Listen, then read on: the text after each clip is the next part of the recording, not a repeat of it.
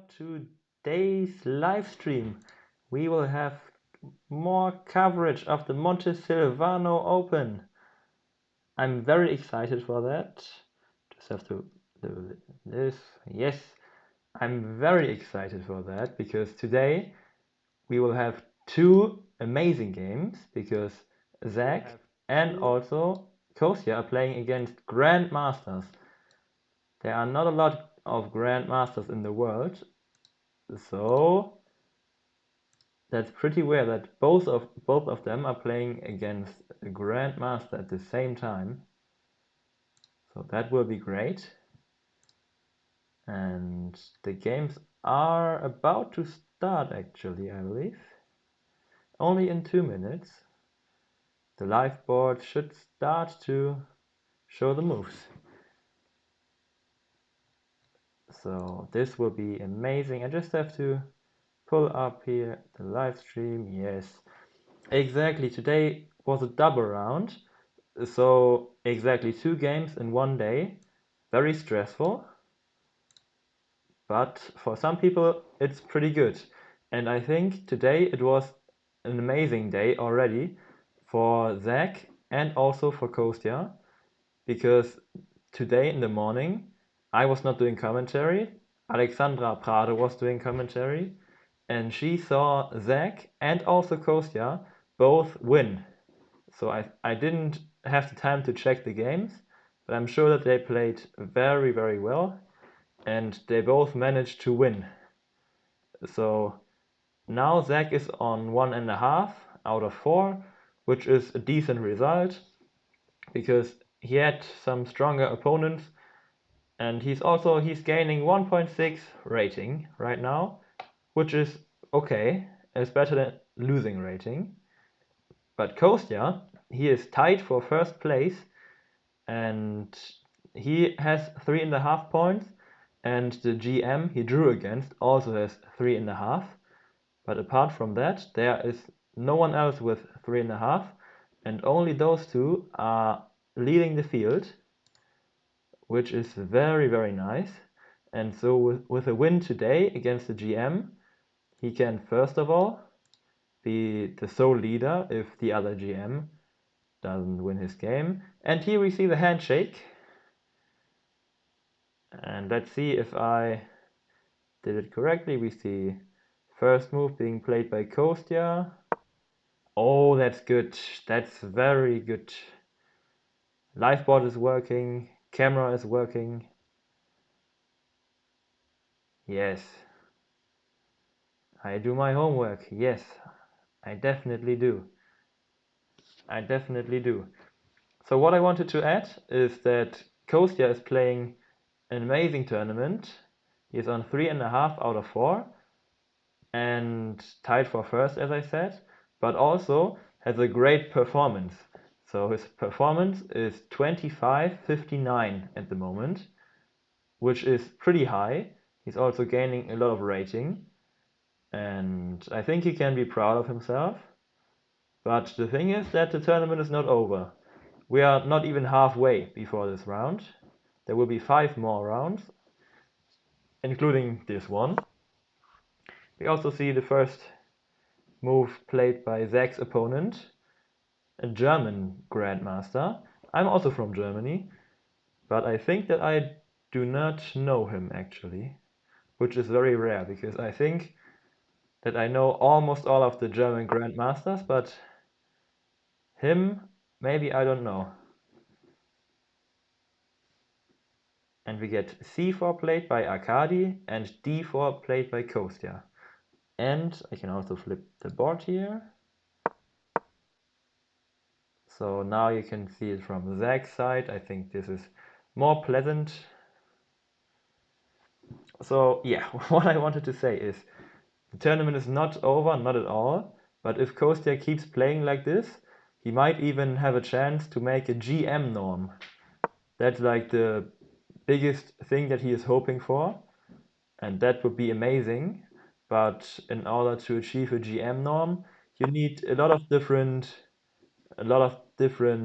things, and it's very hard because you have to consistently win and just play very, very good chess. But it's possible. But I think we shouldn't start talking about stuff like that when there's still 5 more rounds to go.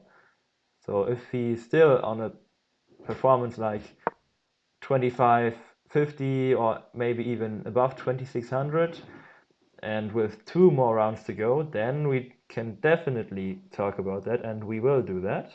But I just wanted to mention that it's possible for him if he keeps playing this well. He just has to achieve a not just, but he has to achieve a performance of 2600, and also he needs some other requirements. So he needs 3 GMs and 6 people need to have titles and some other things. So yeah, very difficult, but not impossible. Good thing is that today he's playing against his second grandmaster already with the white pieces, and we see now the question is if we will get d5 or maybe another move. So d5 is the main move here, and then we have the queen's gambit declined on the board. So that's very standard opening, and then there are a lot of different approaches, and today I'm curious what Kostya's approach is, because against the lower rated players he just wanted to have a position which the command is not updated. Oh, and speaking of that, I will just write this message into chat. Boom, boom. And okay.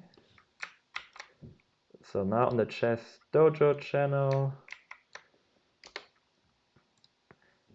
this is the tournament. I will also pin that on my channel.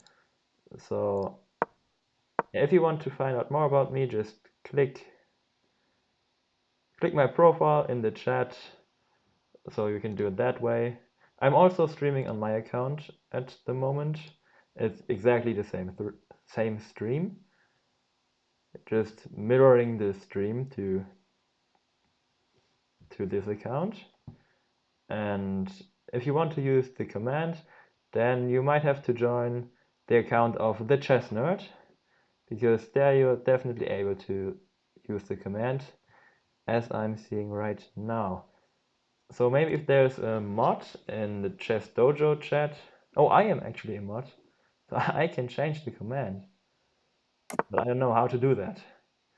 So if there is a mod, then feel free to change the command, but it's also not the most important thing. The chess is the most important thing, and we do get the queen's gambit declined on Kostya's board. I want, so not on the channel of the Chess Nerd, but on the Chess Dojo channel, the command !host, that's still from the game in the morning from Alexandra Prado, and I am not Alexandra Prado, so I'm not the host right now, but that's not that important. So if there's a mod and you have time right now, then you might as well change it, but it doesn't matter too much. So on Zach's board we have not exactly the same system, but it could turn into something pretty similar. So now the question is, what does Zach's opponent Arkady Rothstein want to do?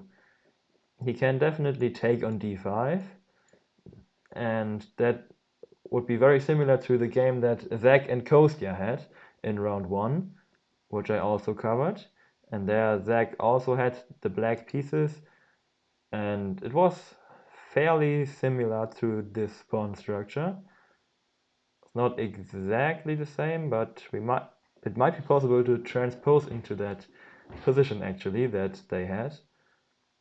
And Kostya just traded all of those pawns off the board it was pretty equal, but Kostya is the clear favorite against Zach, to be honest.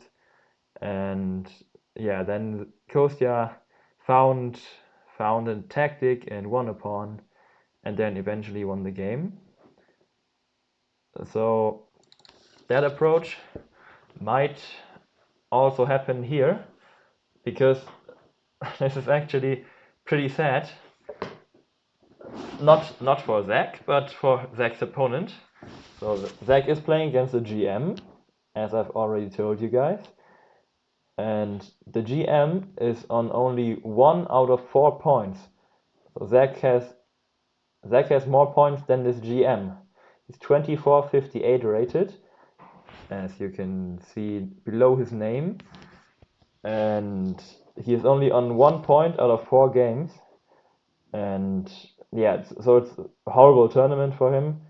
He won the first round, but then he lost the last 3 games. So he basically did the long castle. So 0-0-0. So yeah, that's not the best chess move to do, maybe. And I think that he might actually be tilted, which is only to Zach's advantage. We see d4 being played. This could become very similar to Zach's and Kostya's game. Maybe he actually prepared something and looked at the game between Kostya and Zach. Maybe he did do that, but maybe not. Bishop b7. Yeah, he has to try harder, but today in the morning he lost to a kid. He's born in the same year as I was born, and I'm born in 2006, and so is his opponent from the morning round. And I think that's very depressing that you spend so much time working on your chess, and then a kind of like still a kid, at least a small grown up maybe, he comes along and just beats you. And also what makes it even worse is that the rating of this 2006 human was only 2047, I believe. So like 2050, so 400 rating point difference, and the GM lost, and that was today in the morning. So that's pretty horrible result for him, and he will lose 9 rating points. It's not possible to lose more than that, because the difference was more than 400 points. So he will lose the maximum rating there is to lose in one game, and he will not be able to make it back in this game. So he would have to beat Zach like 5 times or something just to get back the rating he lost in the morning. So he might be pretty angry at himself, but he's also a GM, so he's a very good chess player and he knows how to deal with bad situations to be in. And that's also what I told Zach. Yesterday he had a heartbreaking loss that was unbelievable. Some of you might have seen that. Zach had a threefold repetition and he could have claimed a draw, but with less than 1 minute on the clock, he played on and tried to play for a win. And that was maybe not the smartest decision. Even though he was up a piece, it was very complicated. And then he didn't claim the draw and then actually lost. And then I also told him it's a very, very disappointing result, but you have to leave it behind and focus on the next round. Those were the words I said to Zach, and I think it worked out perfectly because he went on to beat his opponent in the morning round. So yeah, that was very good. Oh, good question. Did he realize the draw was there to be claimed? I think he did. I didn't particularly ask him about that because I think that would have just made it worse, I guess. So he was already a little bit sad, so I didn't want to make it even worse than that. So I didn't ask if he knew that or why he didn't do it. So maybe he just didn't know. But I don't think that's the case because I know Zach and he is such an ambitious player and he's always fighting. Doesn't matter if he's completely winning, he is fighting. If it's completely losing, he is fighting. But also if it's just completely equal, he is fighting. And if it's unclear, he is also fighting. So I think I've almost never seen him just make like a draw in, I don't know, the first 25 moves or something like that. Maybe one time, but I don't recall that. So yeah, he's always fighting. So I think even if he knew that it was to be claimed, then he wouldn't have done it. Doesn't really matter the evaluation. I think he's always playing on, basically, which can be a good thing, but also it's not, maybe not a good thing all of the time. If I want to change the command, thank you very much. Okay, I will try to do that. I will try to do that. Boom, command, edit, boom, host. Okay. Yes.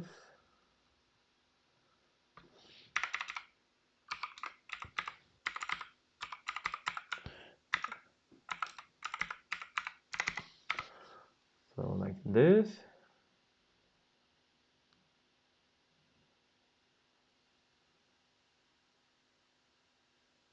Okay. Let's see. Okay, I updated it and now let's try what happens. Nice. Nice.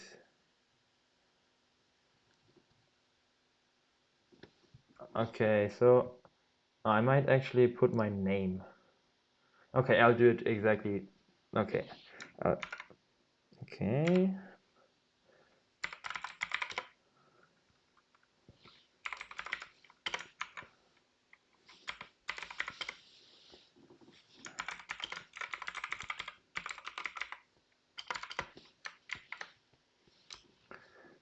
So there you have my name. And then you need the link to my Twitch.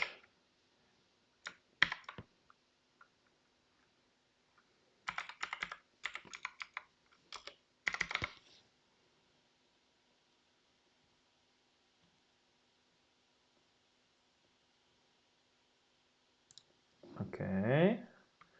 Now let's try. Yes. Okay. Yeah, sorry for that. I just had to update the command.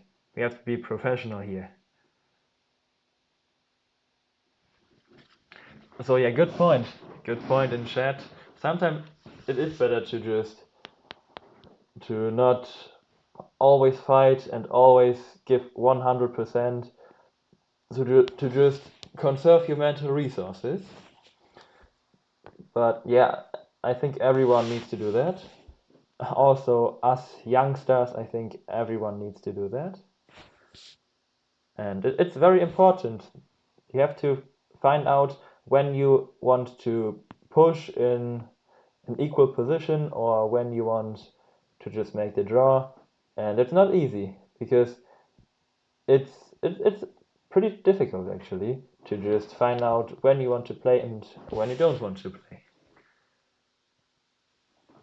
Okay, and what I'm noticing is that the pawn structure in both games is very similar, and we might somehow transpose.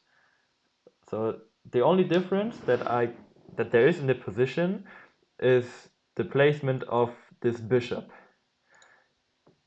So we have two different games here on our hands, but they look pretty similar. So I will just rotate this board real quick. I will put it back in just a second, but just to show you. So this looks pretty similar, to be honest. This is a little bit different here with the pawn structure, but there's a pawn on d4, d5, and e6, f7, and yeah, it's a pretty similar game, and we might have a similar position in the future. So we can basically use the things that I'm saying for both of the games, maybe. So it's Zach to move, and what I'm noticing is that he's spent 10 minutes in this position, and yeah, that's always the always the thing that I'm saying, that Zach plays very well. The only thing that I would maybe try to improve on is his time management. I say this every single stream, but I think it's just that important, because he's always thinking in rather obvious positions and then kind of rushing in critical positions. So to spend 10 minutes for this move is not that bad, but you also could try to just save some time. But I guess now you have to decide what you want to play.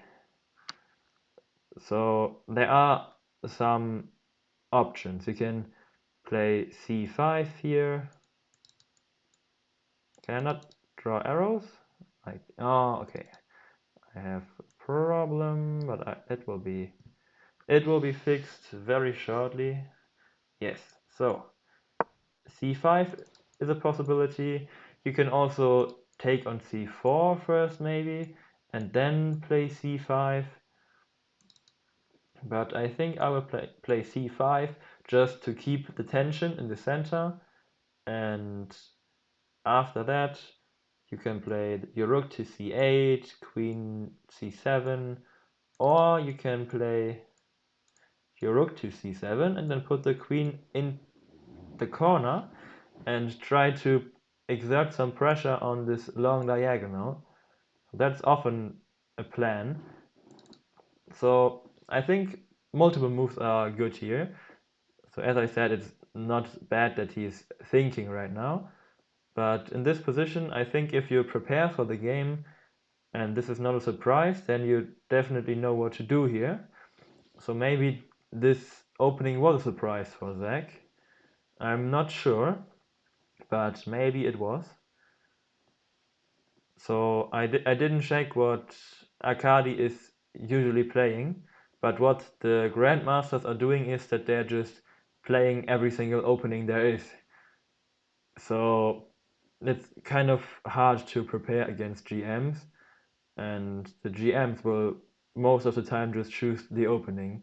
So there are not a lot of GMs who are just always playing the same thing. A lot of the top guys, not a lot, but some of the top guys come to mind. For example, Maxime Vachier-Lagrave. He always used to play the Grunfeld and stuff like that. So it's definitely possible, but I think that most of the very strong players and also GMs, they just switch openings in order to make it harder for their opponents to prepare for them.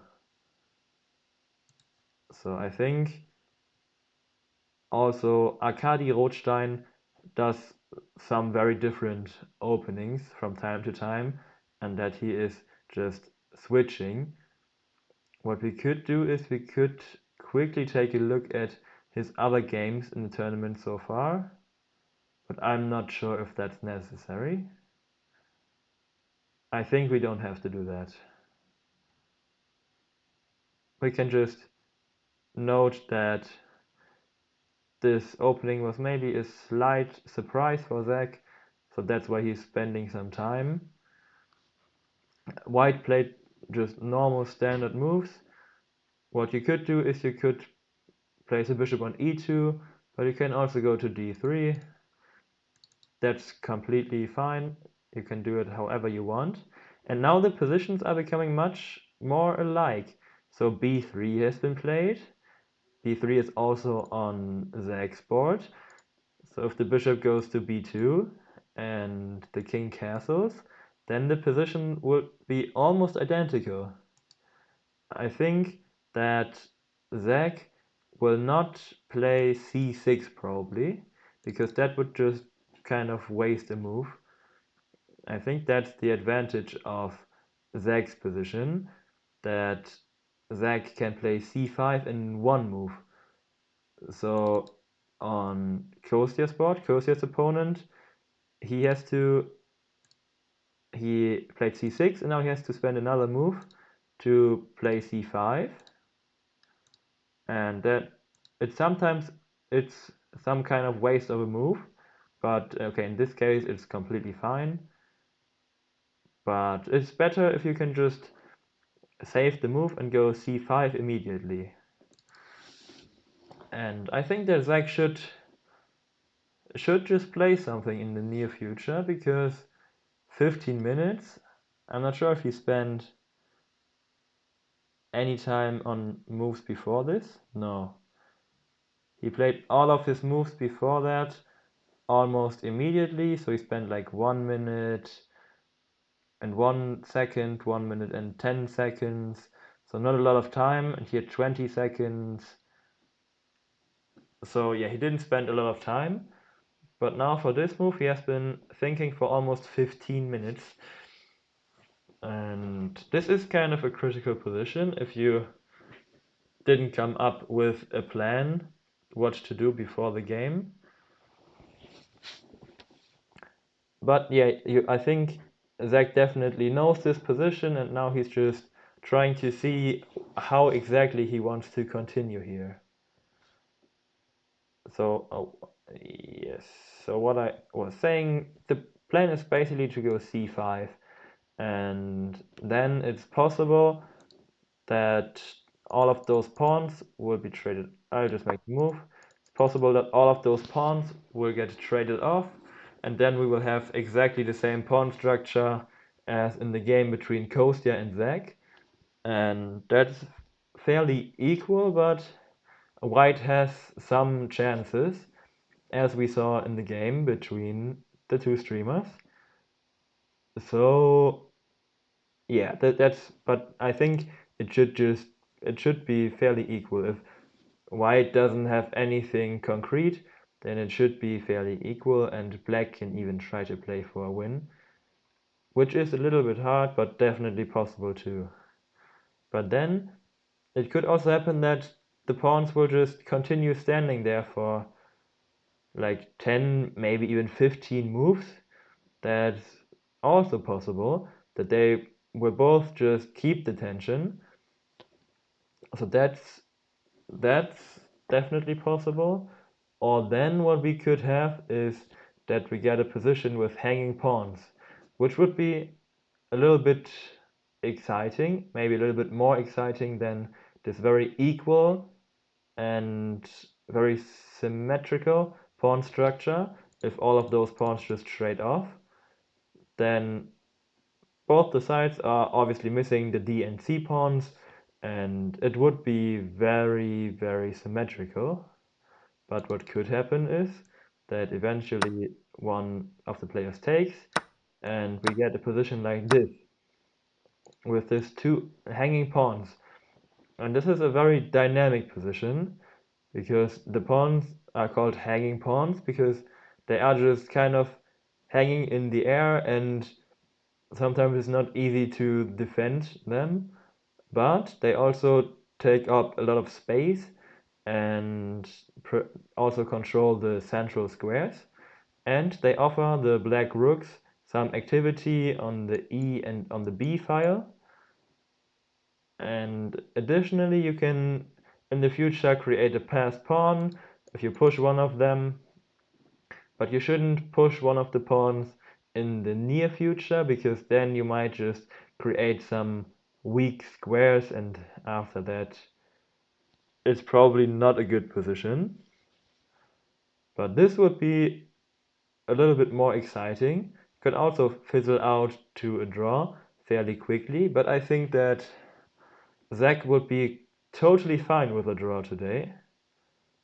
So in his last tournament, he also drew a GM, which was the dad of Anna Kramling, and he's a little older already, and he lost a lot of his rating, so he's definitely past his peak. But it was still a great achievement for Zach to play him and also to draw a GM. I think I have never I did not draw a GM in a classical game yet. I beat a GM in a classical game, but I think I didn't draw a GM.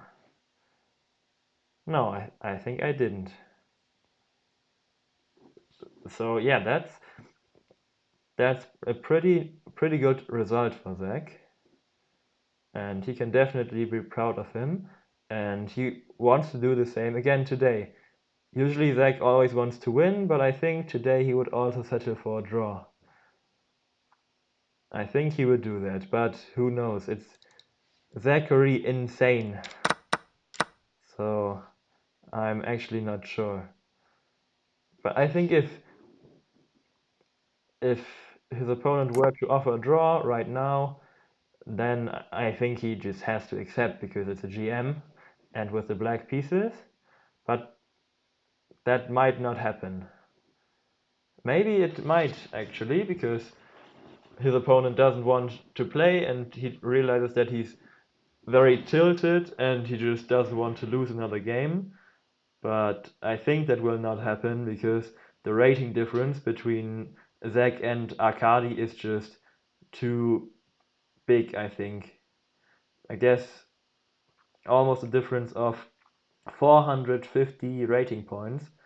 So I think a draw for Arkady would still be a horrible result, basically. And yeah, I think he shouldn't go for that. What Arkady might do is do it similar to Kostya and just go for like some kind of easy position to play, maybe like a game for two results or something like that. That could potentially happen here. But also game for two results is not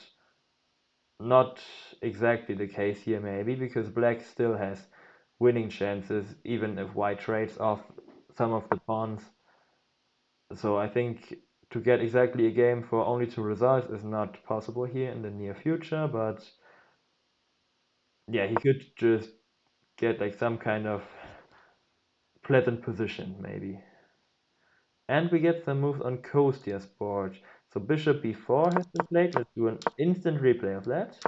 Kostya played b3 and he moved the pawn and now the pawn is not defending the knight anymore.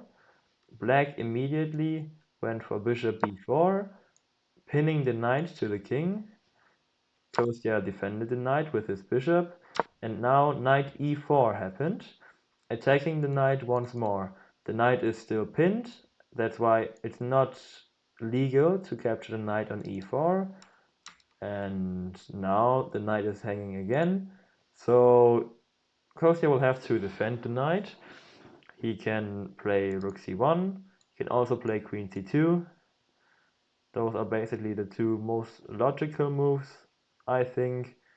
Maybe queen d3 is also fine, but it looks slightly weird. So if I would have to predict the move, I would predict queen c2, and just as I say that, he plays it. So queen c2 is on the board, and now black can exchange everything on c3, but then the good thing for Kostya is that he will, at least for now, end up with the better bishop. So this bishop, let's just show what I mean.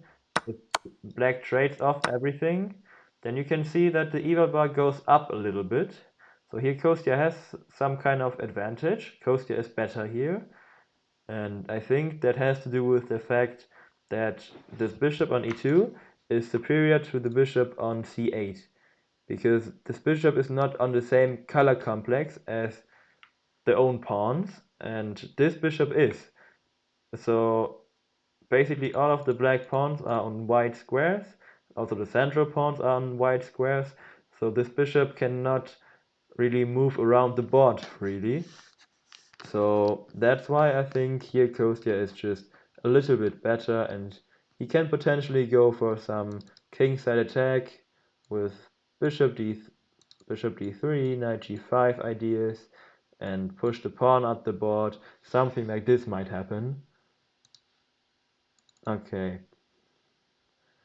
Queen c2 has been played, and now he did not take on c3 yet. He also doesn't have to do that. What's also possible is to just defend the knight on f5, to defend the knight on e4 with the move f5, and that's kind of like the stone wall structure, so also definitely possible. And then black's idea is to castle the short way and then use the f6 square to reroute all of black's pieces basically. So a queen can go to f6 and also the rook. So yeah, a lot of arrows, but what I wanted to say that f5 is definitely possible, especially because knight takes e4 is not possible at the moment, so the knight is still pinned. So f5 is completely fine, but even a move like just castles comes to mind, because this is not possible, and then after castles, now you can decide if you want to trade off the knight, maybe even the bishop. I think you shouldn't trade off the bishop, but you can also do that.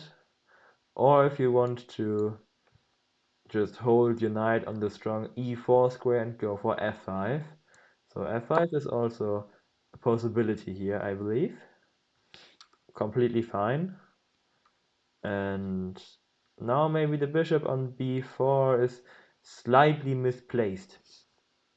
I think it would be better if the bishop would be on d6, because black's plan is to go for a kingside attack, to place the bishop on d6 and then just attack the pawns and attack the king and just start this huge attack basically.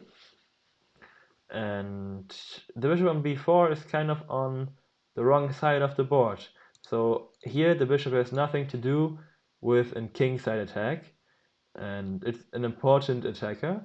So if you have to move back, then you maybe kind of wasted a move.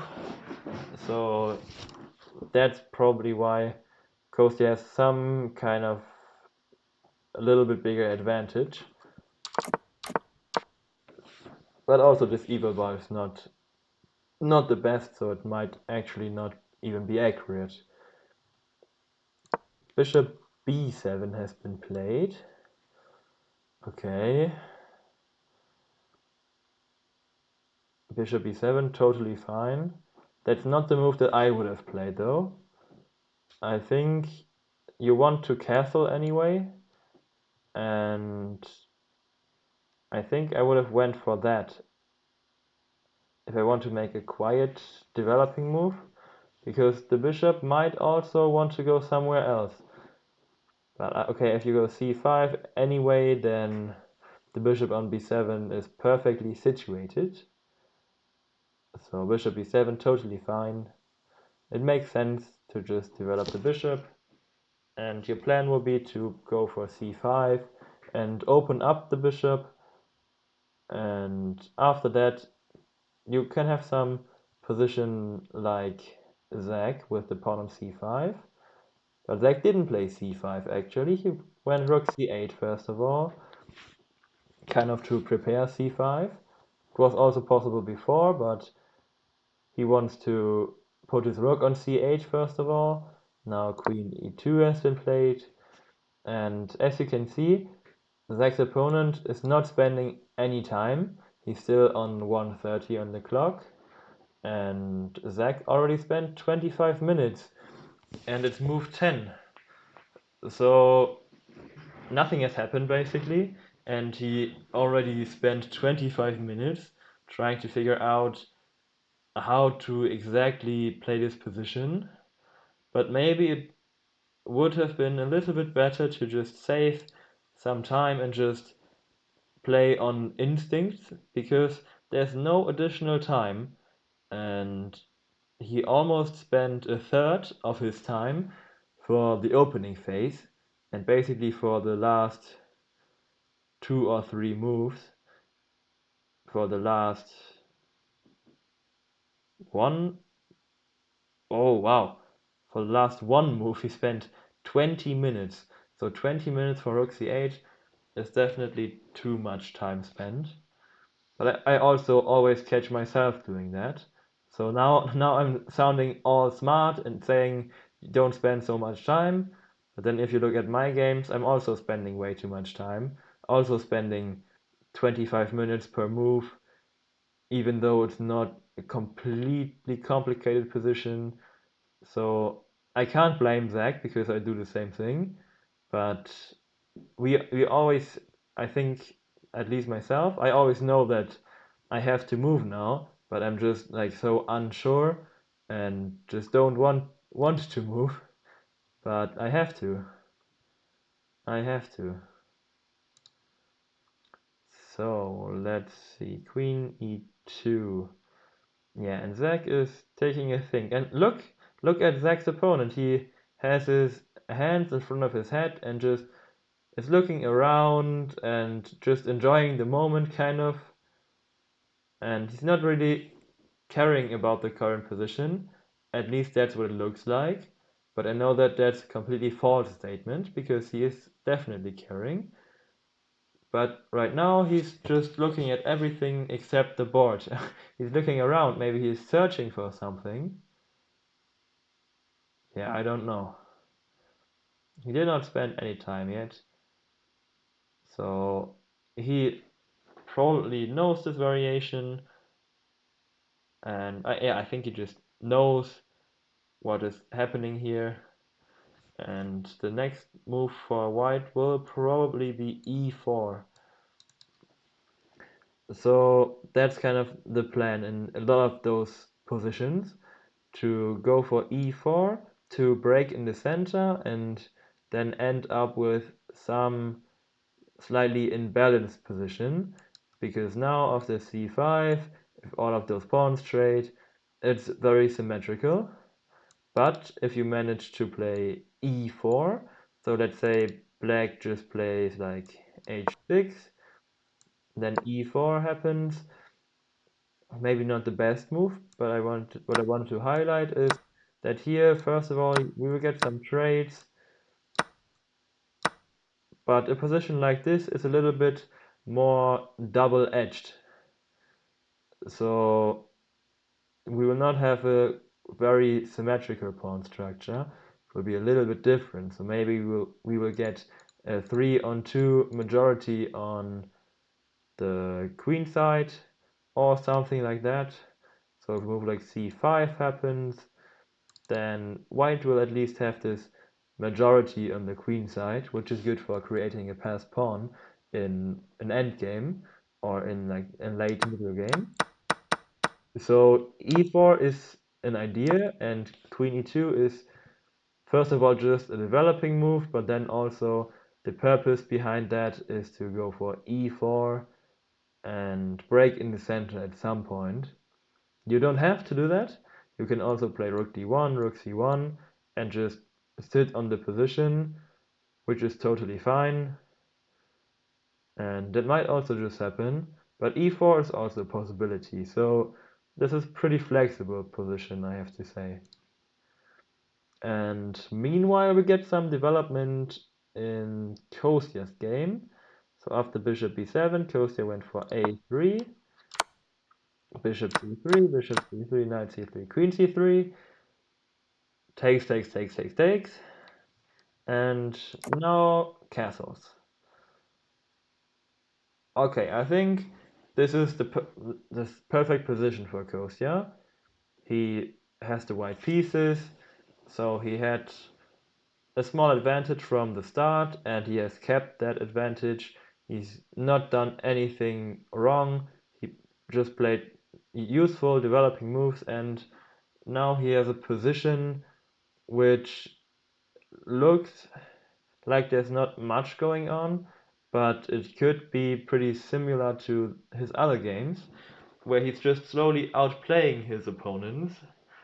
So that's a very good style that you can create play from a position where it seems like nothing much is happening.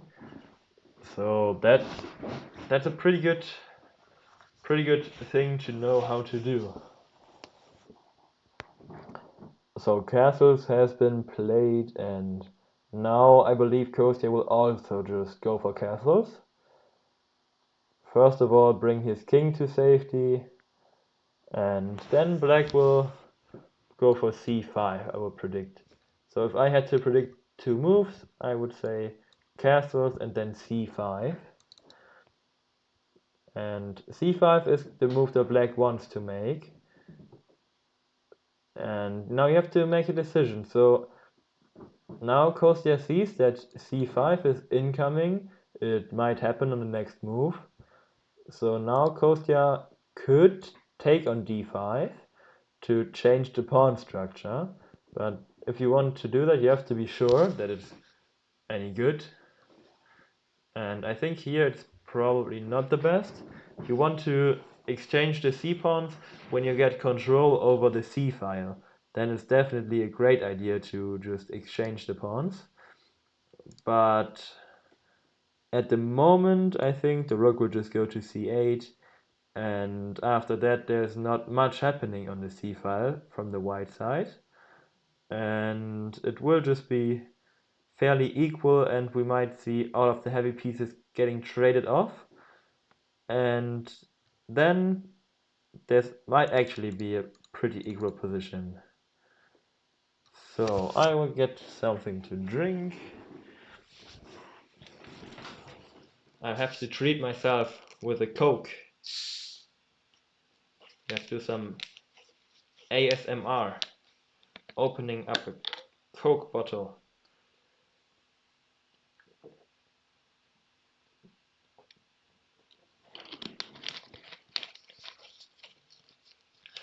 So,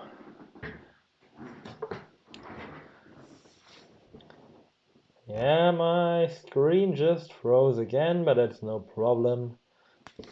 I've had this issue for basically all of the streams, and just have to move around like a little bit.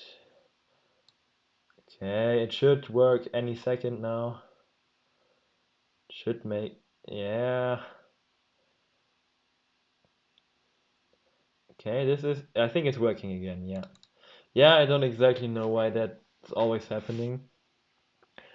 But for some reason, just my whole screen freezes, and then it's not great for me because I'm just sitting here and waiting for it to unfreeze. And when that happens, then I can continue to make moves and stuff like that. But just for like 20 seconds or something, my screen is freezing, and I'm not sure why that is, to be honest. So maybe if there's some streaming expert here, then feel free to leave suggestions in the comments, but I have no idea what the issue could be actually. And I think that Kostya's game is not looking like a draw in the making. It can definitely happen in a draw, and I think that draw is probably the most likely result, especially because it's it's the situation where both of the players are pretty far advanced in the field, so they are both in the top 5, and sometimes those strong players just start making easy draws just in order to kind of stay at the top, and they don't risk anything for 2 or 3 games. So always this phase in the middle of the tournament, so like round 5 to 7 or something like this. It happens sometimes that the strong players at the top of the field just make some rather easy draws and not risk anything basically, just in order to stay at the top. So they don't want to risk losing, and they think that it's okay to just make a draw, because with a draw you will not drop down too many places, but also not advance too much. You will kind of stay where you were before. So if you're at the top, that's kind of a good thing. So yeah, it might happen. It might end in a draw. A draw might happen. That's what I wanted to say. Okay, so c takes d5 happened, and it makes sense. I know I said that maybe it does not make too much sense, but I think it actually does make some sense, because if you go castles and then c5, here I'm not sure if you have an advantage at all, because like all of those pawns will just get traded, and then this bishop might even be stronger than this bishop because of this scope. So let me just show you what I'm talking about. If you just get some moves like this, then this bishop here is a very strong piece all of a sudden. It's scoping near the king, and the bishop is just great. And this one is a little bit passive. You can also activate to d3 and c4, so white is not worse or anything, but white is also not better.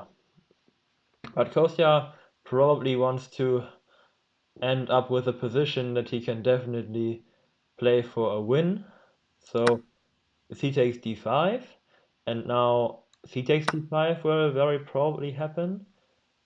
And then, at least, this bishop is definitely better than this bishop, because now this pawn will stay there for a while, and that's why the bishop is just looking into that pawn, and that's why it will not be as great as before. And this bishop can go to d3 and will just be a pretty good piece. So c takes d5 happened. Now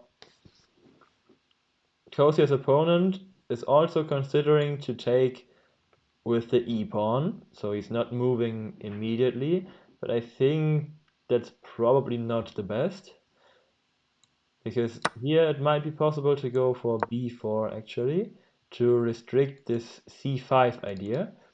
If you go for castles, then c5, and here you have the hanging pawns, but you have some play. You can play rook c8, rook e8, maybe go to b8 with your rook, and this is a dynamic position.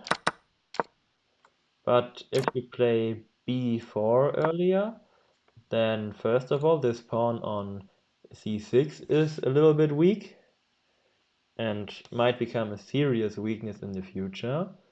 And then also you cannot really play c5, because right now first of all the pawn is hanging, but then also because he will end up with this IQP, and then I think white will have at least some kind of advantage.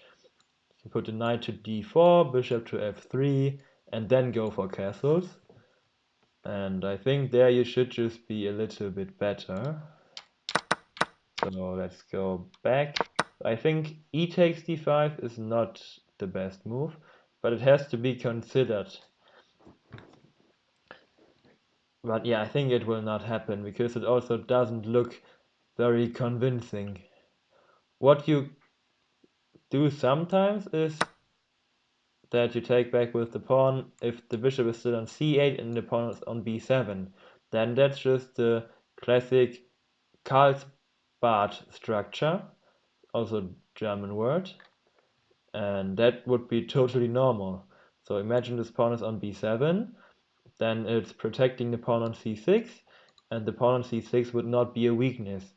And then the bishop will go to e6 or to g4, maybe to f5 even, and from there black will go for some kingside attack and try to mate the white king, and white will probably go for the minority attack, because white also in this position has a minority on the queen side. So if you want to create a weakness, then that's a very good plan to just throw up the pawns to go b4 and then a4, a5, something like this, a4, b5, sorry. And if you trade like one or two pawns, then black remains with a pawn weakness, which you can then attack. And if you win the pawn and then you up a pawn and black doesn't successfully do the attack, then you just up a pawn and have a great position. So that's a very interesting pawn structure. But here, now the pawn on c6 is a little bit weak, and I wouldn't like to play this from the black side, but it's also completely fine. Especially because after b4, you also have the idea of playing b5 and then putting your knight on c4, but then it will get very concrete. And there I'm not quite sure what's happening. So b5 has to be considered, and maybe you just go castles, knight b6, maybe knight e5 actually. And I think here, I think white is definitely better here, because either the pawn on c6 is weak, or if the knight jumps in here now, you can decide if you want to take with the bishop and end up with a good knight against bishop, or if you want to take with the knight and end up with a good bishop against a bad bishop. So I think that this standard idea of putting your knight on this outpost is maybe here not the best. So c takes d5, and now we get c takes d5, yes. Logical move. We get castles, rook c8, attacking the queen, and now the queen can go to d2, maybe to b2. I think we will see queen d2, and then some rook will go to c1, and all of the pieces might just trade off, to be honest. So yeah, queen d2 and then rook c1 is probably the plan. Okay, but still white is a little bit better because of the superior bishop, and also you might be slightly stronger on the c file, but maybe not. So rook c8, there has been no move yet, so I think we will go over to the other game from Zach, who is also playing a GM, and Zach did go for c5, and now we had a rook d1. Oh, this rook went to d1. That's interesting, because I think I would have chosen the other rook and then put this rook on c1, or maybe even like this, doubled on the c file. But he goes rook a d1, so probably he wants to put this rook on e1, or maybe he wants to double on the d file. I think he wants to put the rook on e1 and then go for e4. Okay, interesting move. Queen c7 on the board, and now Arkady releases the tension and takes on d5. Ooh, and Zach takes back with the pawn. So, okay. I just looked over and we see Kostya making a quick draw. So, you were right. Kostya is fine with the draw in this position, so is his opponent. So, after rook d8, they just made a draw. they saw that the rooks will get exchanged, and Kostya is completely fine with the draw. He had the white pieces, but against a GM, that's completely fine. And it's a decent result with the white pieces, so it's okay to just make a quick draw. And I think the round in the morning was a little exhausting, so yeah, just a quick draw. That's fine. That's a decent result. So Kostya didn't lose to one of the two GMs he played. He drew both of them, so he did not lose a game yet in the first 5 rounds, and that's a good sign. And I think it's strategically probably pretty smart to just make a draw and then rest well for the game tomorrow, and then try to go for a win tomorrow, because now he's on 4 out of 5, so he is still leading the field probably. If Daniel Leal, GM from Spain, will not win, then Kostya will still be leading the field. But if he wins, then Daniel Leal from Spain is the sole leader, and Kostya will be shared second, maybe even sole second, but I'm not sure about that. But it's also not too important, because for him there are still 4 more rounds left. So yeah, just a quick draw here in Kostya's game. Nothing much happened, to be honest, but it's completely fine to just make a draw against the GM. Completely fine. And yes, 2 games in a day has to be exhausting, and it is definitely so exhausting. So practically speaking, I think it's a great choice from Kostya to just go for the draw. And yeah, I think I'll turn off Kostya's camera, and then I might be able to put Zach's camera a little bit bigger actually. Okay, but now that I say that, I am not 100% sure. Okay, but I will do this and this. And now the question is, do I keep Zach's camera there at the bottom, or should I put it in the middle, just below me? Chat, what do you think? What should I do? I think it's fine as is, but I could also change something if you want me to. But I think it's fine. I will also do this. Okay. So, a quick draw in Kostya's game. Oh, I'm sorry. Okay. Quick draw. Yeah, he is fine with it, and that's just a good result for him. Howdy, welcome in chat. Welcome. Nice to see you. Nice to see you. It's just hard to keep up with 3 different chats at the same time, so I'm not able to answer immediately to everything, but I'm trying my best. So the pawn takes on d5 in Zach's game, and we will get the hanging pawn sooner or later, or maybe an IQP position. So at some point Arkady will take on c5, and then Zach has to take back.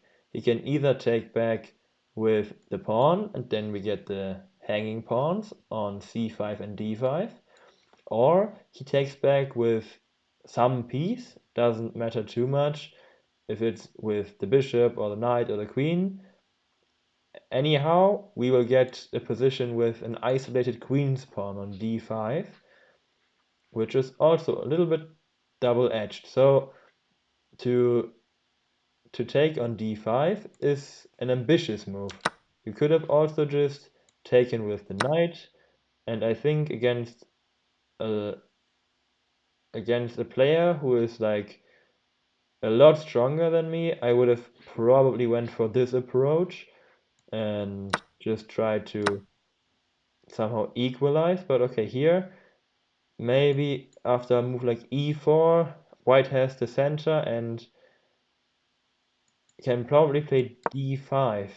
So I think here d5 might be a move, and that's annoying, and that's technically justified.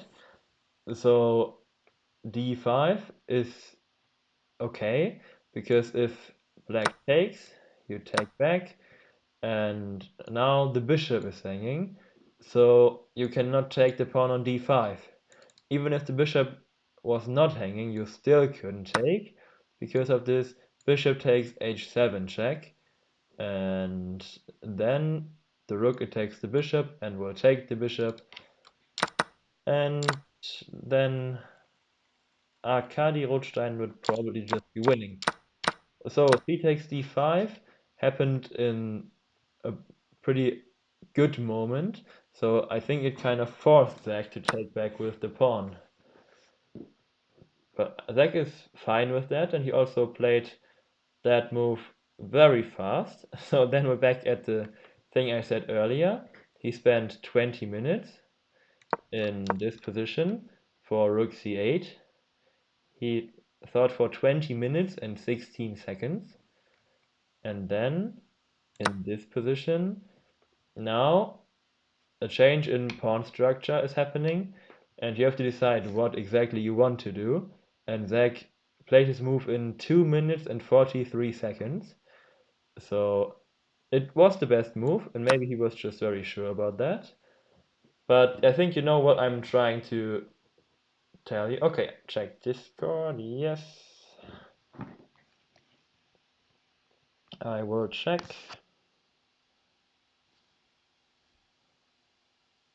Oh, you can join. Kostya will join us. That is very good. Just have to figure out how exactly we do this.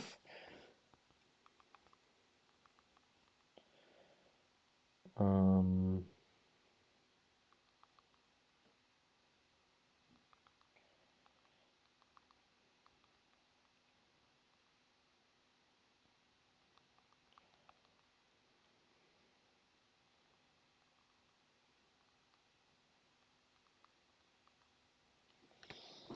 so Kostya will join us in the near future, and that's very exciting, because then we will be two, and we will talk about Zach's game and about the developments there. Oh, and let's put back this board. Yeah, sorry for that. So yeah, Kostya will join us, and then we'll just exchange our thoughts about Zach's game. And that can we have a move. Bishop f5. Bishop f5, yes. And Zach's game will probably not end in a quick draw, because Zach is the clear underdog here, and I think his opponent just doesn't want to get a quick draw here. For the reasons I already named, like he has a horrible tournament and he kind of has to win. But if you have to win, it's very frustrating, because in some positions it's just so hard to even kind of play for a win, and you know you have to play for a win, because otherwise everything is just horrible, and then you might actually tilt a little bit. So yeah, I think Zach has a pretty decent position, not a lot to worry about, and his opponent, I don't know about his mental state right now, if he's relaxed, but if I look at the camera, probably yes. He's just walking around. He's not at the board at the moment. So yeah, I think it is fine. And we see Zach not making a move, but removing some kind of small hair from the board. So that's always very annoying if you're really thinking and you're staring at this board for 5 hours and then there's this small hair. So a lot of times you just have to remove hair from the board. So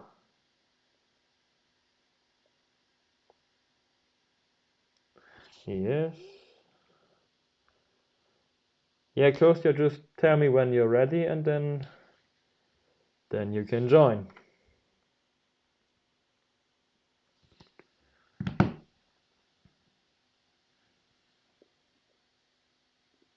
Okay.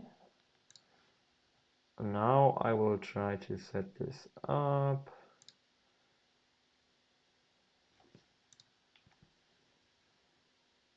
Yeah, just give me a second here.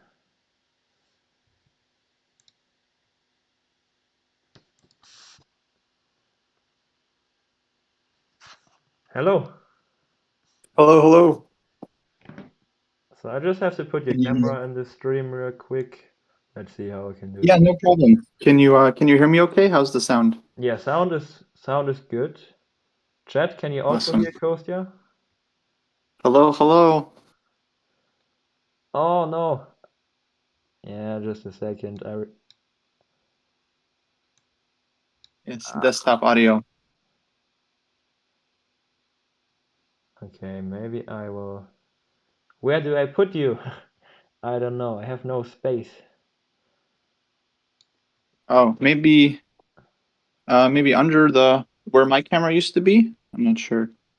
Yeah, I'm trying to do that, but it's a little weird Hmm.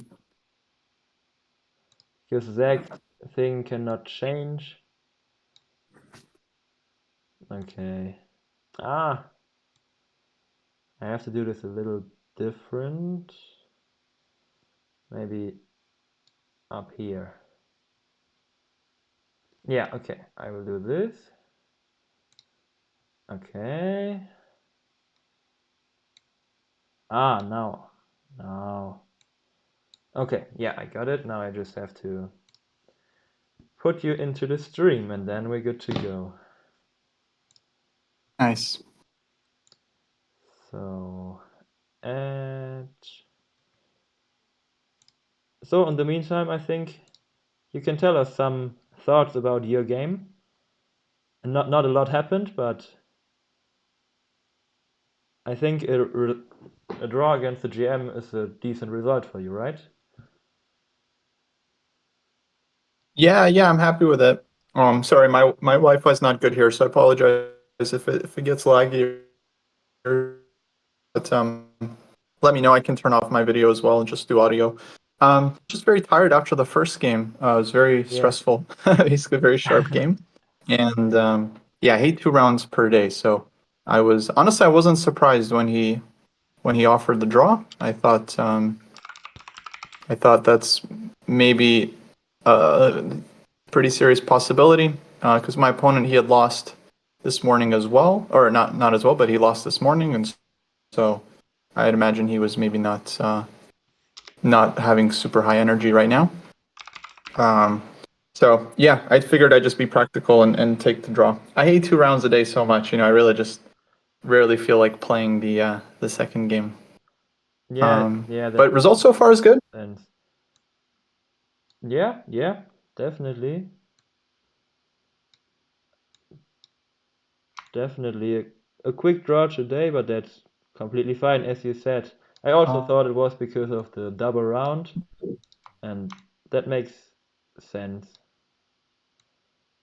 1 second is someone's knocking. Ah, Yeah. yeah, and in the meantime, I'll figure out. Sorry, someone was knocking on my door, and I opened it, and I think it was I think it looked like the Ethiopian World Skate Team. Ah, Ran. oh, this video is Yeah, I not. don't know if Zach mentioned, but right now, I'm sorry, the Wi-Fi is not very good. Now I'm not hearing you at all, actually. but also games like skateboarding, roller skating, and so there's a bunch of. Oh, you can't hear me?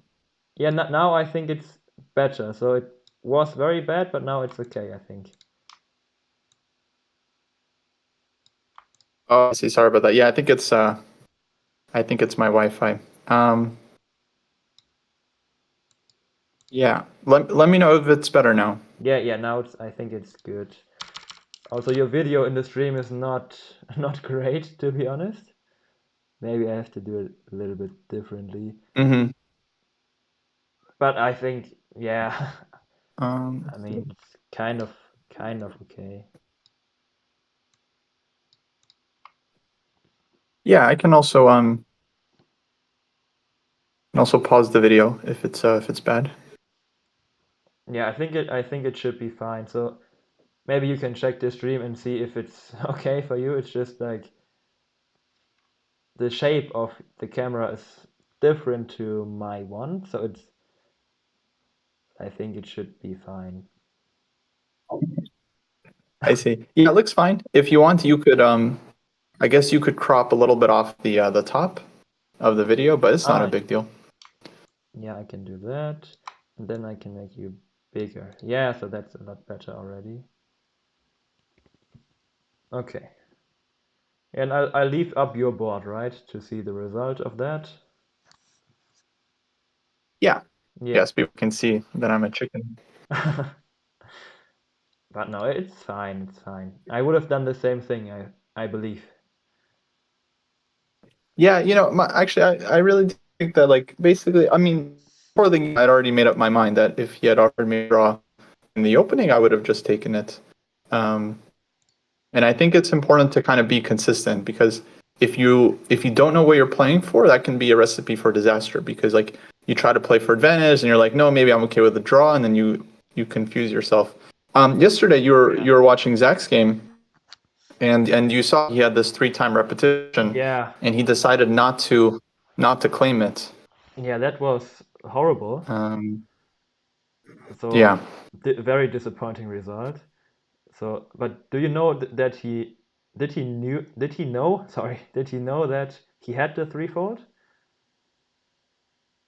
Yes, he did, Okay. but he was playing mind games.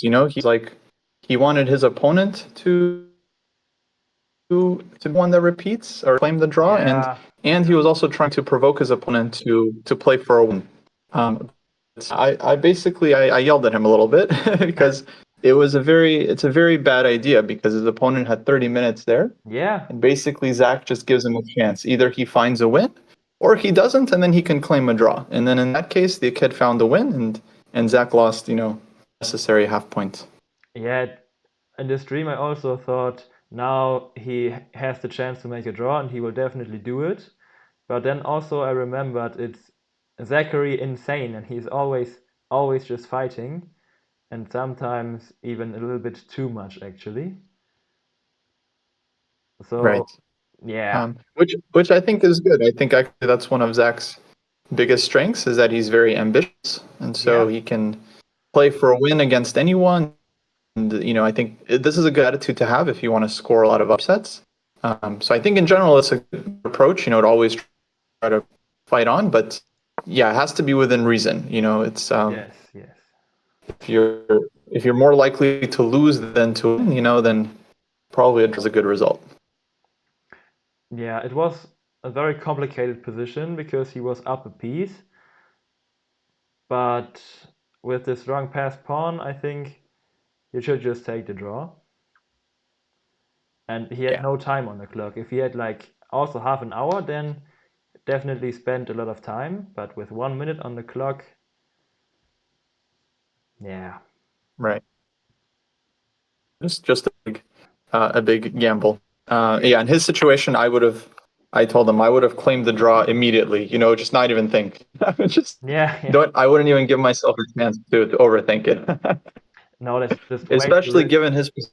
looked so dangerous early on. I mean, we didn't Yeah, have the eval bar. I know he was like winning at some point, but to me and to him, I think it looked like he was completely lost, right, for most of the game. yeah, that's kind of true.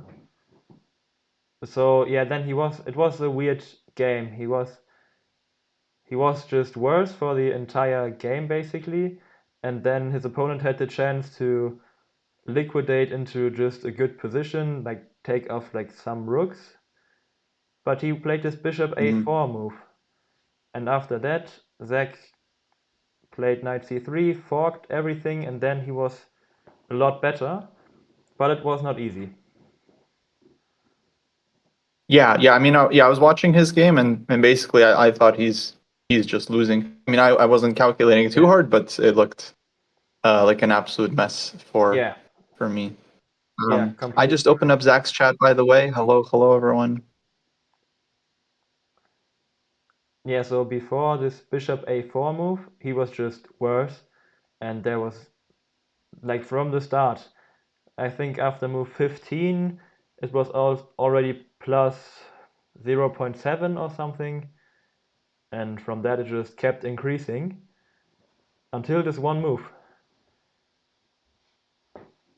I was also Yeah. very, very impressed by his opponent, born in Mhm. 2014, 10 years old.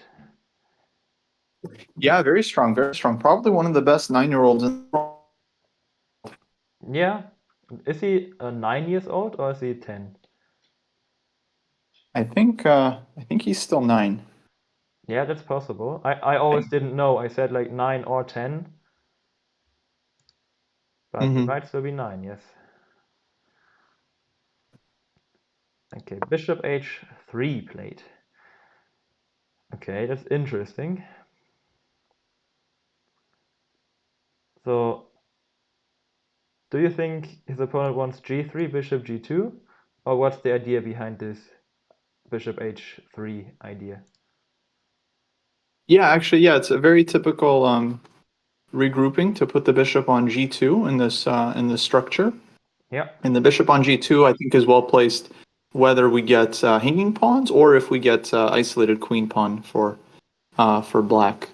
Actually, it's funny. I mean, I've played a lot of these systems myself as white, like the e3 yeah, poison stuff with knight f3, e3. And even in today's game, had my opponent played a little bit differently in the opening, we would have reached a very, very similar position to this one, where basically my bishop would have been on e2 instead of d3, and my queen would have been on c2. But then the main plan in that position is to go rook fe1, bishop f1, g3, bishop g2, ah, again okay, like this. So yeah, yeah, so far I think White is playing some very typical moves. Um, I think Zach's position is fine. The only issue is that he's just spending too much time, which sometimes he yeah, does when he's not sure what to do. yeah, exactly right. So that's what I say in basically every single stream, that Zach is always just spending too much time, especially in like for obvious moves. I can just show you Mhm. real quick. In this game, he spent. Oh, now my screen froze. That's this problem I'm having like I think 3 or 4 times per stream. So just for like 20 seconds, my screen is just freezing. But now it's fine. So I don't know why, but it's okay. So here in this position, Zach spent 20 minutes for rook c8. Yeah. So that's just too much, sorry, too much in my opinion. Like it's nothing much is happening here. You can spend some time to try to figure out what exactly you want to play. If you want to play c5, take on c4, but to spend 20 minutes here is a little bit too much in my opinion. Yeah, I agree. I agree because rook c8. I mean, it's hard to imagine this move can be a blunder. It's hard to imagine that c5 is bad for black. Yeah. Like, yeah, you could I think play either one of these moves in basically under 10 minutes. Yes. Uh, And then also for in this position, here he took on e5 with the pawn after 2 minutes. So I think it's the opposite here. Now it's not obvious. So probably taking with the knight is bad, because after knight takes, then white will get e4 in, I think. Maybe e4, d5, something like that. But here you Hmm. can spend some time. But he spent 2 minutes. Yeah. So Well, that's maybe all. he had already made up his mind on how he wants Yeah, okay, to recapture on d5. that's also possible, yes. Yeah, bishop h3, and Zach is taking his time again. 40 minutes.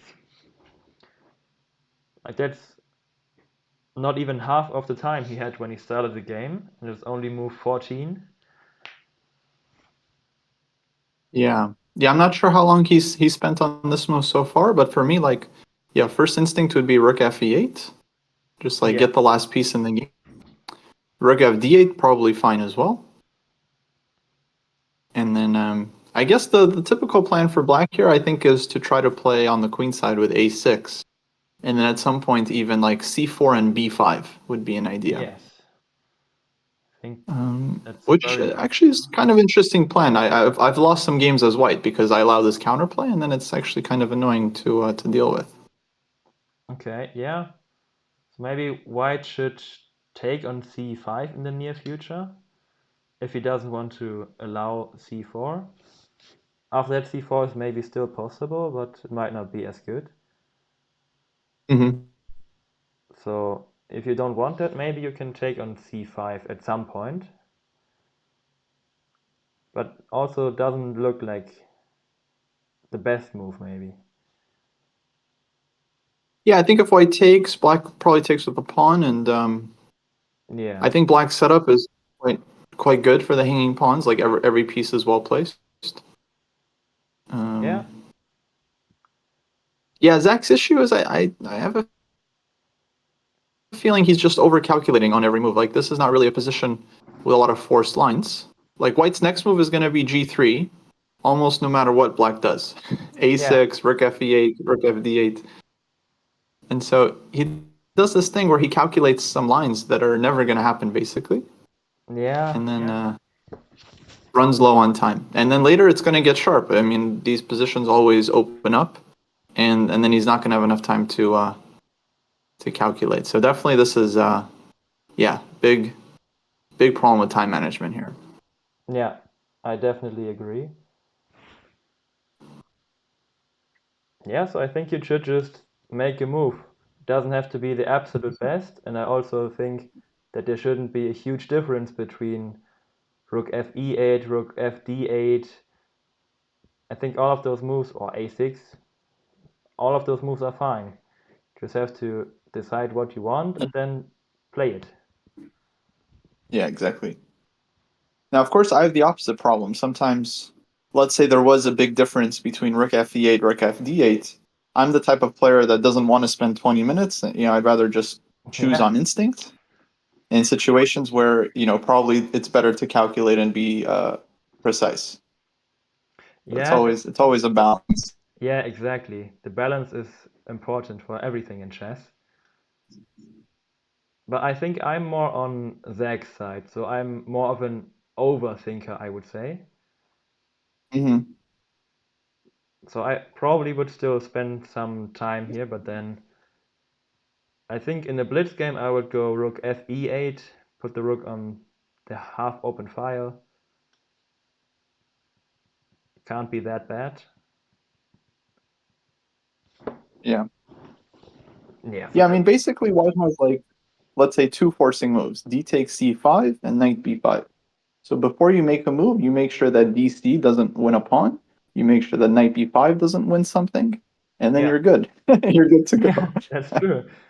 There's nothing more to calculate basically. Yeah. So by that logic, actually, a6 I think is a very reasonable move because then you just stop knight b5 forever, and it kind of supports your queenside play in the future. That is true. But also I think if knight b5 were to happen right now, it's not an issue at all. So that rook f8 and then knight b5, you can just move your queen and then hit the knight back with a6. Then you just won a tempo, I think. But a6 is also very logical. Oh, but that goes for c4. Okay. I'm not sure about that actually. Yeah, c4 is interesting. It's definitely, Definitely thematic move. yeah. I realize, okay, maybe this is what he was afraid of. Let's imagine instead of c4, rook f8. Maybe white could play knight b5 there. Then I don't know if it's a good move, but for example, if queen b8, queen b8, yeah. then white can take on c5. Let's say pawn takes, because that's how you want to take Ah, yeah. back. Pawn takes. And then maybe there's some tactics with bishop takes f6. Yeah, okay.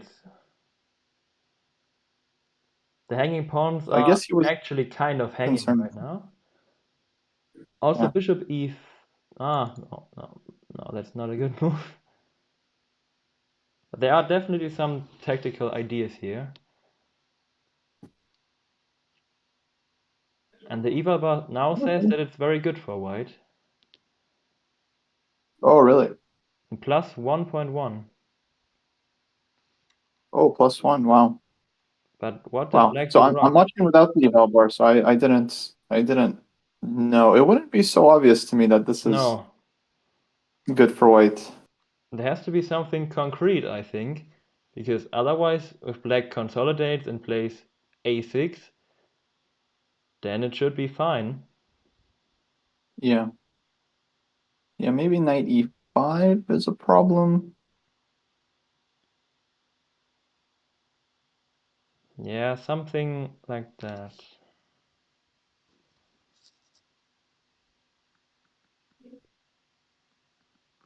But yeah, I don't Hmm. see anything super obvious. No, But maybe the it's. other thing about these solutions is you generally I think don't want to push c4 until you're ready to go b5. But here black still needs an extra move to go a6 and b5. Um, Yeah, so yeah. I feel like even if white just like takes uh on c4, like let's say like knight e5 to start, rook fd8, and then takes on c4, black takes with the pawn, and then white goes like a4. Yeah, I would think that's maybe a good structure for white. yeah, definitely. The pawn on c4 will be kind of like a long-term weakness if black doesn't manage to play b5.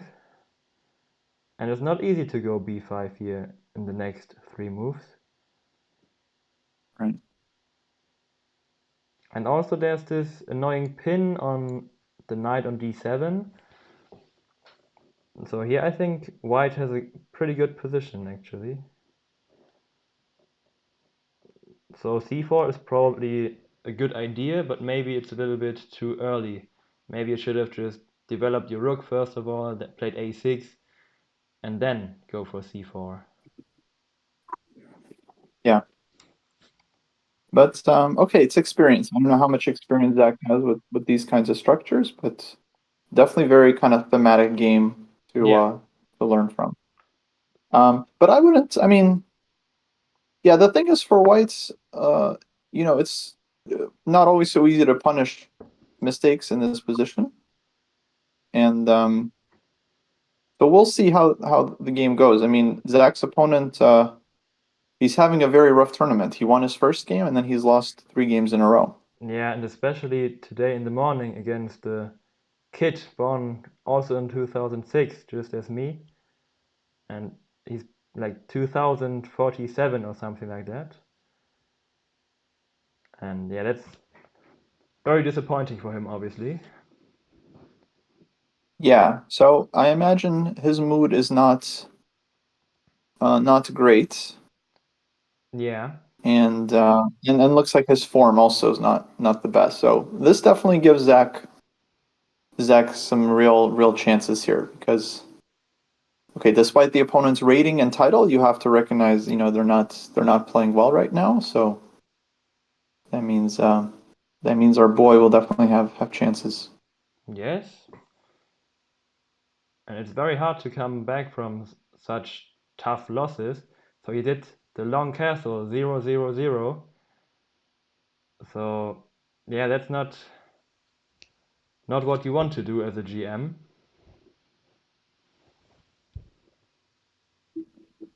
Yeah. And knight e5 has been played. Your move. I really like that actually. Uh-oh. That's not good. Yeah.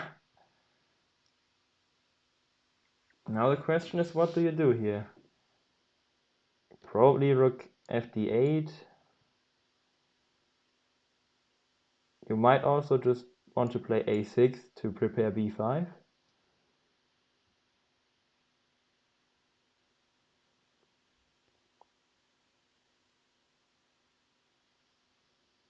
Maybe that also just transposes. Maybe there's not a big difference.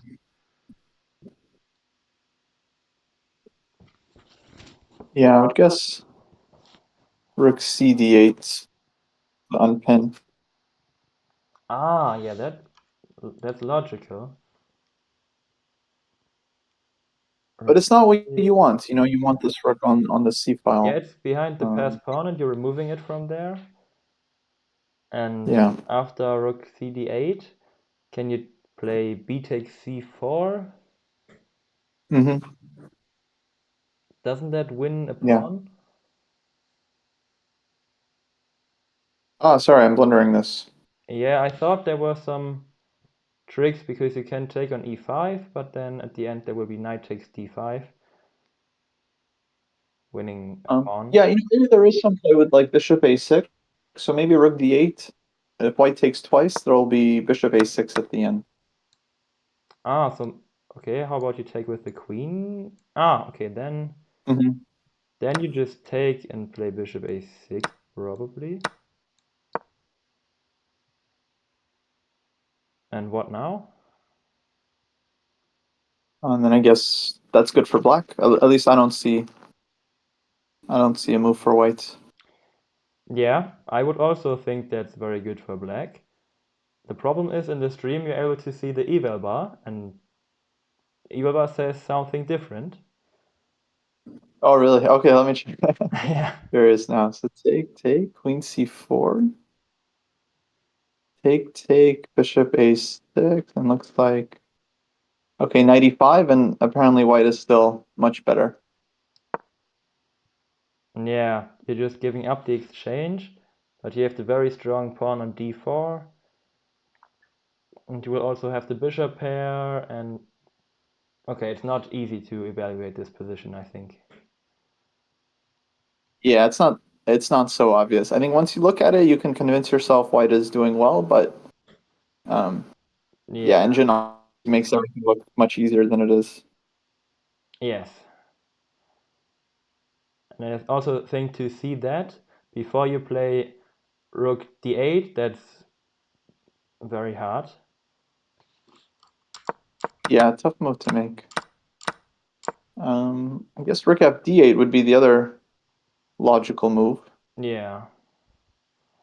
Yeah, rook f d8 makes a lot of sense. Now I also like your idea to just take and go a4, because you don't want to Yeah, allow black to go for b5. Because if white just does nothing and black goes a6 b5, then I think Zach is totally fine. Then there's, yeah, nice structure for white. yeah, it's probably a good idea to take here on c4 and then just go a4.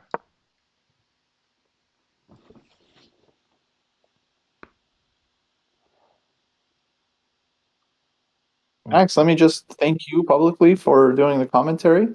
We very much appreciate it. I think you've been doing great so far. Thank you Hopefully, very the much. fans are happy as well. But yeah, it's really nice actually to have like a friend, you know, watching your games and sweating along with you. Yeah, yeah. It's super cool. Yeah, Oh, I enjoy it a lot. So I enjoy just looking at the games, and this is the first time that I'm doing it for two people at the same time, and I think that's mhm. way better than just I've done for Zach, I've done it for like 20 or maybe 25 times even. I don't exactly know. But for two Hmm. people, this is like the first tournament, and it's just so much more exciting. There's also just Oh yeah, twice the action, right? twice the action exactly. Yeah. We get Yeah, A6 by the way. I've done a few streams. Um, Sorry, I was just gonna say I've done a few streams where I'm following just one game. Like I've covered games for Alexander Chess, actually, who's on the channel this morning. She Oh covered yes, round four. I've done a few games for her. I think you've also been on her channel, right? I feel like yes, I have. I've, you guys. I have. I don't know if no, I have not been alone on her channel, but I've covered like three, maybe two games together with her. So I've done that. So Yeah, it's something about there's something about like watching your friends play live and then covering for like their audience. I think it's like super cool. Like, I yeah, mean, some tournaments are really interesting. Okay, Olympiad right now is super interesting, but I don't know, I kind of prefer watching my friends play than watching some super tournament with a bunch of like boring draws. yeah, that's true. It's kind of more interesting to because the issue is okay, it's a bit of a tangent, but the issue is like in a lot of these super tournaments, there's no real stakes. Like the reason the candidates was so interesting was because it's like the winner gets to play the world championship and you get a match against, Ding Liren, who's not in his best form. So it's like the Yeah, winner has like a real chance at becoming world champion. So it's just this huge drama. There's so much on the line. Only first place matters. Olympiad, same thing. Olympiad, super important event. The first three places are just super, super important, and everyone's fighting their best.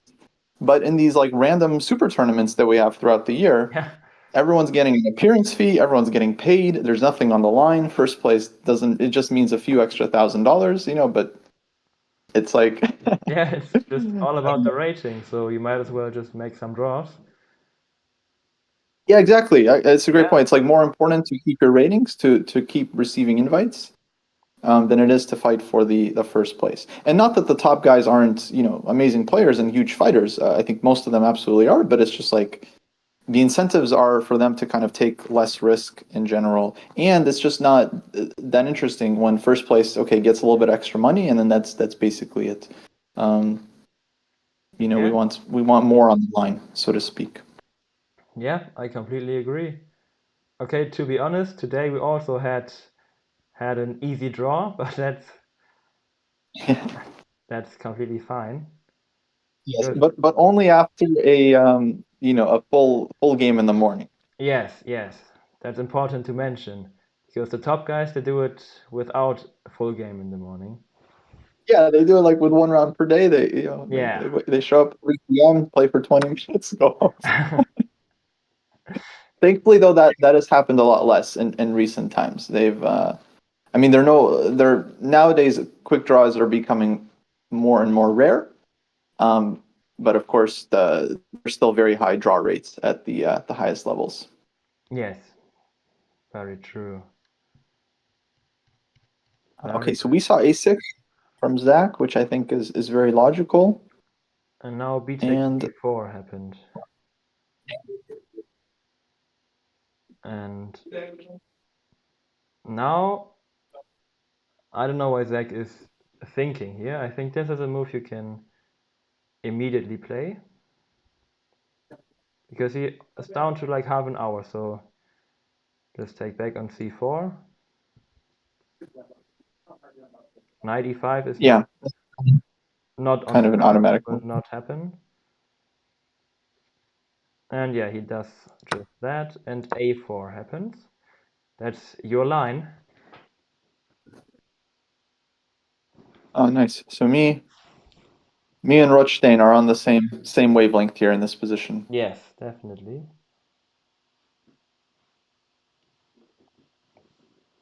Yes, and I would also. Okay. Yeah, I think White's better because he has the center, which is very nice. But it won't be easy. It's like to play for a win with White. At some point, you have to push E4, D5. But of course, it's not super easy to achieve without allowing a lot of counterplay. So I think it will still be very very complicated game. That's very true. I think the biggest advantage is actually on the clock for Arkady. He has a good position, but as you say, it's not very easy to kind of win this position. But he's down he's up half an hour on the clock, and that's very, very important. Yeah, I think it's a big deal because I mean it's so easy to blunder. And personally, I play pretty bad in time pressure, so for me I just try to avoid it. That's why I'm more on like the faster side because I know Yes, it yes. doesn't matter how simple the position is. If I don't have a lot of time, I'm gonna get nervous. I'm gonna start blundering. Actually, in my game against Zach, in the first round, I didn't think I had any advantage coming out of the opening. Yeah, Um, but I was ahead on the clock by quite a bit. I think I was up like 30, almost 40 minutes at one point. yeah, And that was just kind of my strategy from there. It's like just keep the position tense, and eventually, he'll have less time, and he's much more likely to blunder than me with no time. yeah. So he definitely has issues with his time management. And I think in your game, it was very instructive because he also rushed in a very critical moment where he played Queen G6, then Right. 95 is just winning a pawn. But I think in that position, bishop takes f3 and then queen h4. I think I said I would slightly prefer to be black in that position, but only very Mm. slightly. But that's a position you can play from both sides, and anything can happen. Yeah, that's interesting. Yeah, actually, we both kind of liked it for white. Oh, okay. Um, yeah, but maybe there was maybe there was some psychology in play. I mean, I liked it for white because of the bishop. I Yeah, wasn't sure if yeah. white is better, but I would take white. Um, and then after the game, Zach told me that he didn't want to go for it because he didn't want to give me this bishop. Basically, he knew that I would like White's position a lot, and so he didn't Okay. want to allow it. Yeah, okay, yeah, that makes It's kind of sense. I really like to play against weak pawns, and that double pawn on the h mm, file, that's definitely a permanent weakness. But yeah, white gets activity because of the bishop here. I think the eval bar was saying it was like somewhat equal, right.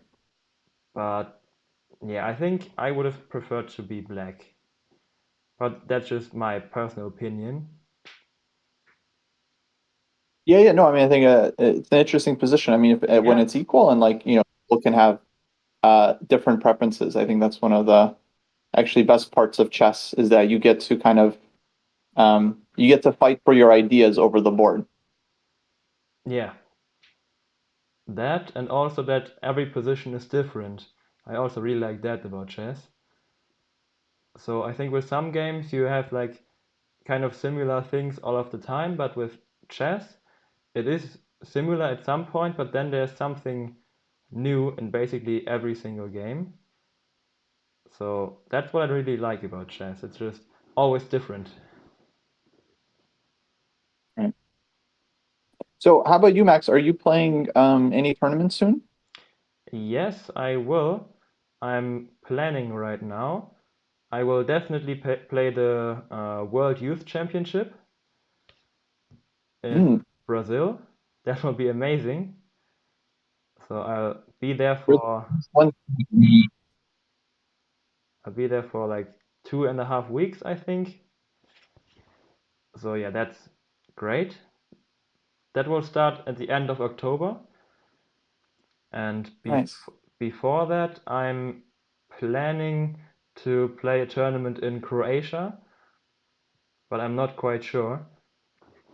So that was just very recent that I decided to plan that. But if I will play there, then I'll definitely ask you guys and also maybe some different people if someone wants to play there with me.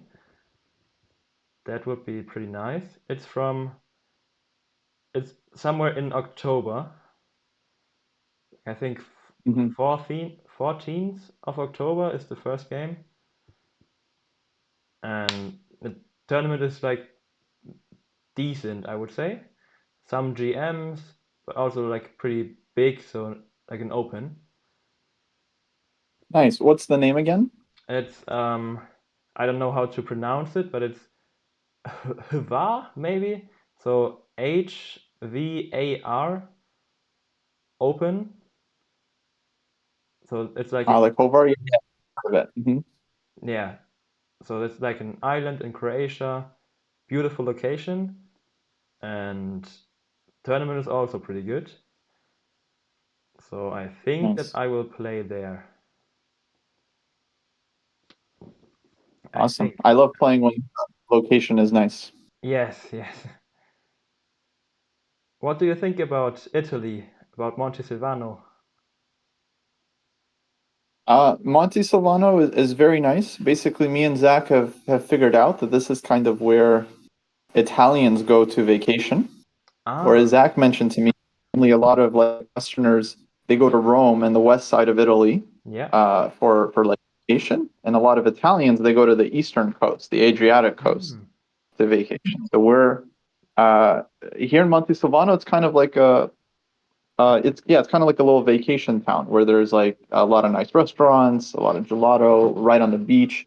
There's multiple hotels actually. So like our hotel is on the beach, and we can literally walk from the hotel, literally just step onto the beach, which Oh, is very nice. It's super close. In fact, yeah. from the tournament room, I think you guys can't see because we're the window is showing to the side, but basically, if you turn the window, you would just see the beach literally right there. And in fact, where we Ah, go to get drinks, there's a little bar where you can go and like order water, coffee, and so on. And this is actually like the beach bar. It's like where people are on the beach come up and like order like you get alcoholic drinks there as well. I mean, we haven't done that so far, but it's like just kind of funny. So we're literally playing on the beach, yeah, it and there's sounds amazing. multiple hotels. So we're on one, but there's a bunch of them that are right on the coast, and all very Oh, nice.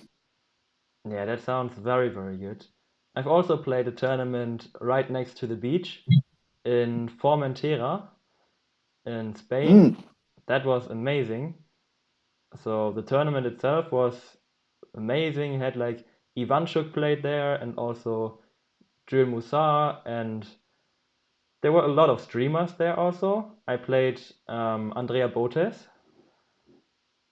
in Classical, so that was a nice experience.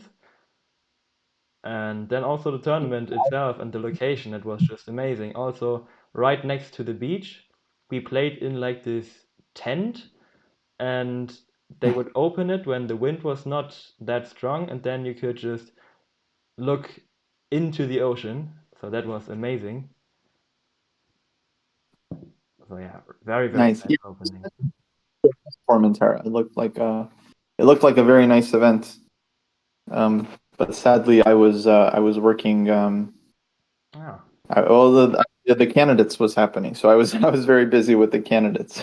Yeah, okay. Fortunate scheduling. Yeah. Yeah, we watched a lot of candidates from there. We had these kind of like room parties. So Mm. we had our hotel rooms, and then we just invited some people, and we had our TV, and we just watched candidates the whole thing basically, and just talked about that, and that was very nice and also very instructive to talk about that with a lot of strong players. Yeah, but wasn't it very or not that bad? I think the Wi-Fi just cut off. I didn't understand what you said. Could you? Oh, I was asking, wasn't it very late for you guys, or not that bad for the candidates? I guess you're like 6 hours ahead. No, it wasn't that late. I think they started at like 8 p.m. in Spain, something like that. Ah, got it. Yeah, that's pretty good. That's pretty good. Yeah, Prime time. yeah, exactly. Maybe it was also 9, I don't know, but it was not too late. So that was like the most beautiful open that I've ever played in my life. And I hope that I can go there again next year. So that would be very, very good. And also just Nice. everything was so perfect there. We had all of those other things to do. There were a lot of food workshops before the round, so every single Spanish food basically was made before the rounds with huge groups. So the atmosphere was like amazing there. Yeah. So Yeah, I played the Citrus Open last year, which is the ah, same organizer. yeah. Um, and yeah, I had a great time there. They do really good tournaments. I'm hoping to play again this year, in December. Yes, I was also hoping to play, but I think that I won't be able to because I'm missing so much in school, and that's Mm. kind of a problem. So I can't miss like 10 weeks in a year because that's like a quarter of all of the lessons. And yeah, that's not really possible. Also because I'm graduating like the year after this and everything counts. Ooh. So that's a little bit difficult for me to always miss, but I will be in Brazil for almost 3 weeks, just in school time, so I have no vacation or anything. Hmm. So yeah, So yeah, you're missing a lot of school. yeah, definitely. But if I have the chance, I definitely want to play Sigis. But I don't know. I think that's just a little bit too much. Yeah. Well, that's right. There'll be other tournaments. Yeah, hopefully. I don't exactly know what I want to play after like after the World Youth. I have one tournament planned, the one I also sent you with like the meeting thing in Wolfsburg. Hmm. Only like a small tournament like near to where I live. I think it's 5 rounds over the weekend. But yeah, that will also be pretty good, I think. But after that, I have no idea what I want to play. Cool. And how about you? What are your plans? Yeah, so after this, Zach and I we're gonna visit the Olympiad, which is exciting. Yeah. Um, so I'll be able to watch the end of the Olympiad. But in terms of tournaments, I don't have a next tournament planned, Oh, and I was thinking I would probably like to take a break and do some training because I played yeah. I think like 5 tournaments over the summer, so I have a lot of games to review. I have a lot to work on, and sometimes I find it helpful to just take 1 or 2 months off from playing and then come back. So I might not play until like December, basically. I'm not really sure. Okay. Yeah, that's also often what I'm trying to do, but that's just never working. I think I'm playing maybe even a little bit too much. So I think this year alone I've played over 100 rated classical games. Well, So yeah, playing a lot. yeah. I And mean, I think it's good to play a lot, especially against strong players. You build up yeah, this experience, and I think that's very useful. But yeah, also at some point, I think it's also helpful to take a break so that you can actually like really work on your chess. Like yeah, kind of bunker down. Um, but for you have this World Youth coming up, so that's I guess the next 6 weeks you have to be really hardcore about your training. yeah. Also the last 3 to 4 weeks I've trained a lot. I played the German Championship, which was a horrible tournament for me, like very horrible. So yeah, I can tell you a quick story about my rating, which is pretty disappointing. After the German Youth Championship, I had like 2270 something, and Hmm. then I played like one tournament where I lost a little bit, nothing serious. But then I played an Open in Copenhagen, and 2 out of 9, and I lost 100 rating. So that was horrible. So 2 out of 9 in an open is so bad. Then I played a Yeah, it decent happens. tournament again, and then German Championship, 2 out of 9 again. So losing a lot of rating again, and now I've almost lost 200 rating points. So now I have everything Yeah. to gain. But yeah, you'll like the nice thing is like you've already been there once, so it's like hopefully you have the confidence of a 2200 player anyways. And you still have K40? Yeah, until December. Nice. So you have some chances to get it back. Especially World Youth. I think that's a tournament where if you go in underrated, you can definitely get a lot of points. Oh, But I actually think it's the opposite, that you can lose a lot of points because there are all of those 1600s which are playing like 2300s. mm, So I think like most of the people that I know that played, I think every single one of them lost some rating. So I see. So it's dangerous. But you're also hopefully, going in kind of heavily underrated. So yeah, hopefully yeah, that's you true. can pull some scalps. That is true. Yeah, so I hope that it will be a good tournament again. So I'm really training a lot and trying everything that I can. But yeah, we'll see. Also looking forward to being in Brazil. It's also on one island near to Sao Paulo. It's called Florianopolis, and that will be very, very nice, I think.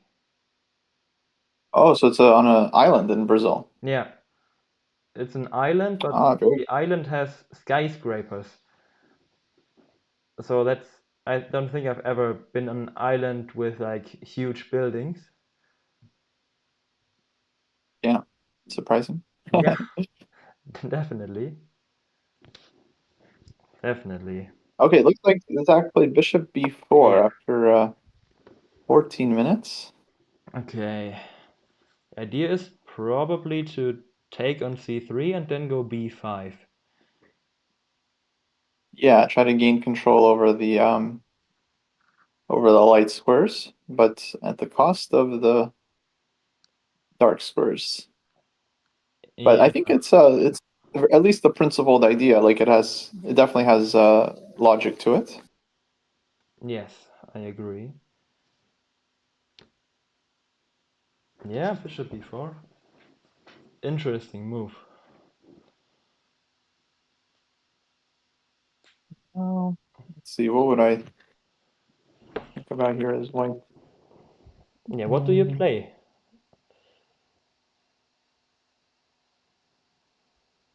The bishop c3, I think is not like it's not like I mean, yeah, I'm not. I think white shouldn't be afraid of this. I guess something like f3 makes sense as a start, just to restrict both the knight on f6 and the bishop on b7. Yeah.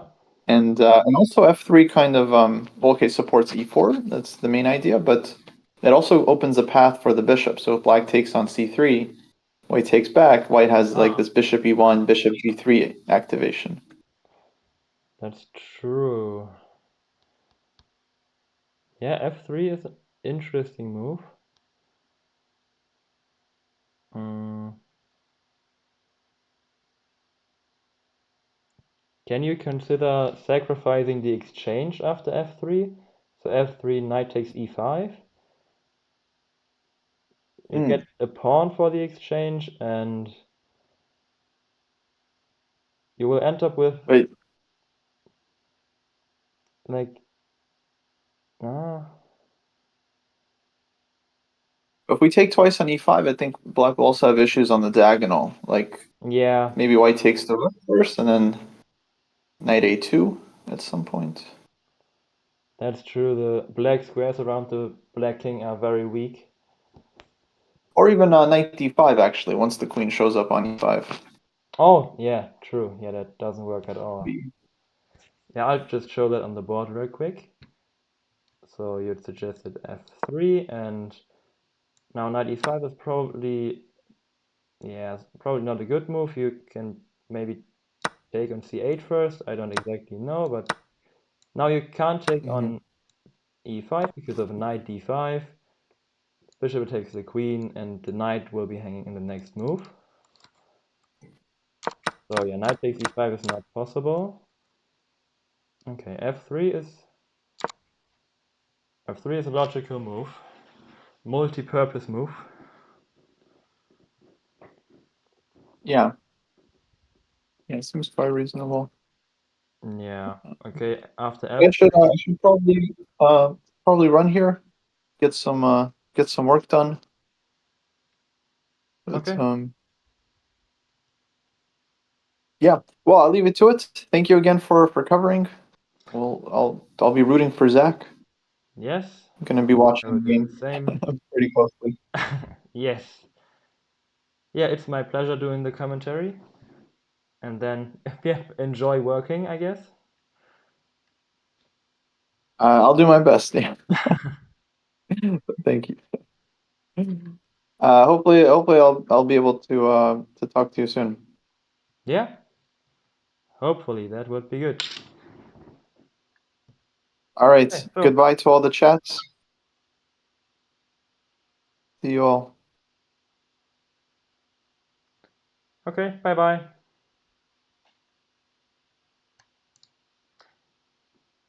That was Kostya. So why is boom. So we got some very interesting insights from international master Kostya Kavutskiy. This f3 move is pretty strong, I think. I really like that move. As he explained, you're gaining control of the center to play e4, and then you're also making a new way for the bishop. So after f3, if the bishop takes on c3, the bishop takes. Now the bishop can reroute to g3, maybe even to h4, but probably to g3. And from there it will first of all hit the queen, but then it will also just be a pretty good piece. And then in the future, white will play e4, probably d5, and just try to grab some space in the center and at some point just win the game because of the passed pawn. But yeah, it will be interesting still. But yeah, like we said, the biggest issue is his clock. So Zach is below 20 minutes after 17 moves, and his opponent still has plenty of time. 53 minutes on the clock for him. So that's still a lot of time. And I will go here actually, so that's a little bit better for you to see the action happening on the camera at the same time as it's happening on the live board. Yeah, bishop b4, interesting move. So now the question is, what does white do?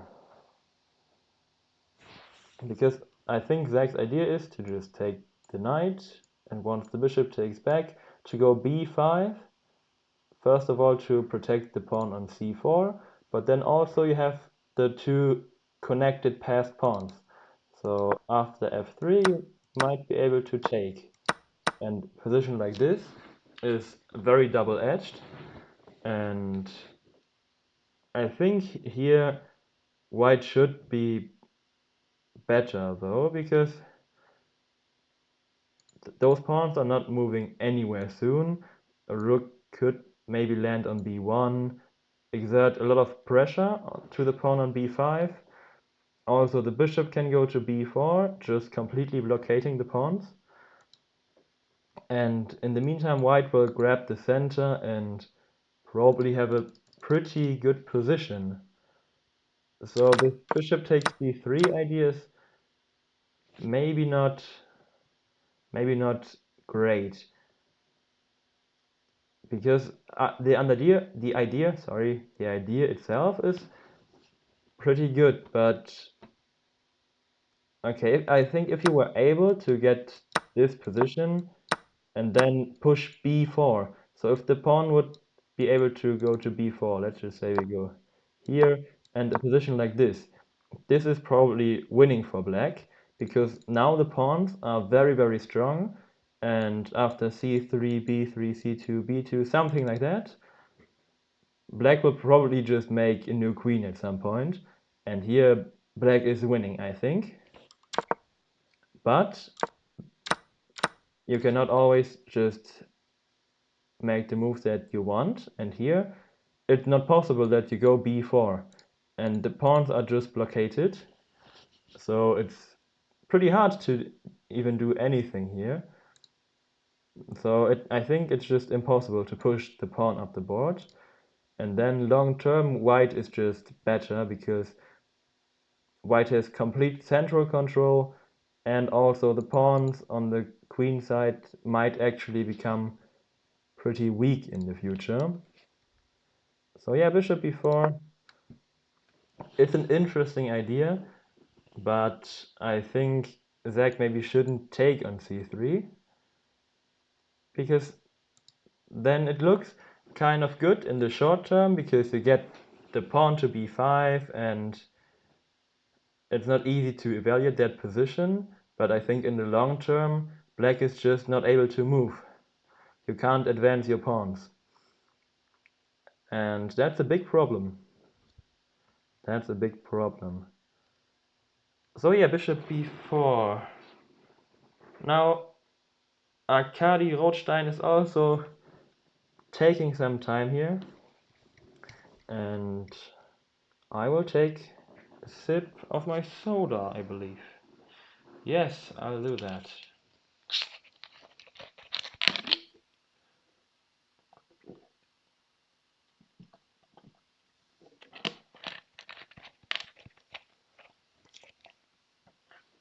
Exactly. Kostya and Zach are playing against GMs. Kostya already finished his game. He was on the stream just 15 minutes ago, and we talked about his game, about Zach's game, but also just about chess in general, and that was pretty nice. So Kostya finished his game. He drew against the GM, and they just played a quick draw. And Kostya said it was due to the game in the morning. That's pretty exhausting to play 2 full games in a day, and then also to draw a GM. That's a good result. So he had the white pieces, but still it's completely fine to just make a quick draw and take a rest. So yeah, Kostya made a draw, but Zach is still fighting. His position is very interesting, and his biggest issue is, as a lot of times, the clock. Right now, his opponent is taking some time here because he wants to figure out what exactly to do, because now white has to decide which plan does he want to go for. So white has different setups, and now white has to decide what does he want to do. And I'm also not sure what's the best continuation here, but I like Kostya's suggestion of just pushing the pawn to f3. That's a typical idea to gain some control in the center and to prepare e4. So yeah, I definitely like that move, but also other moves come into mind. And right now I will take a short break, and I'll be back in just a few minutes, and I'll see you soon.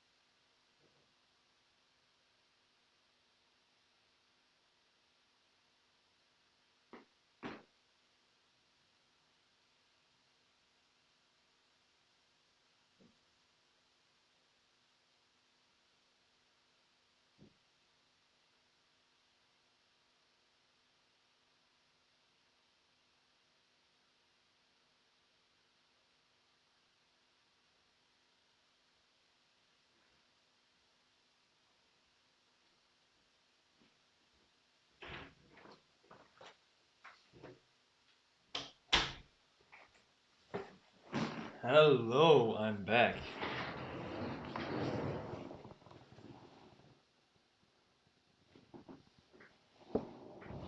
So,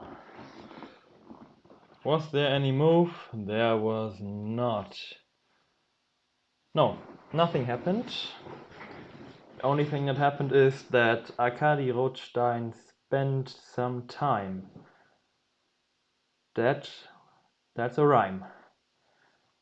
Yes, support from the chat. Let's go, Zach.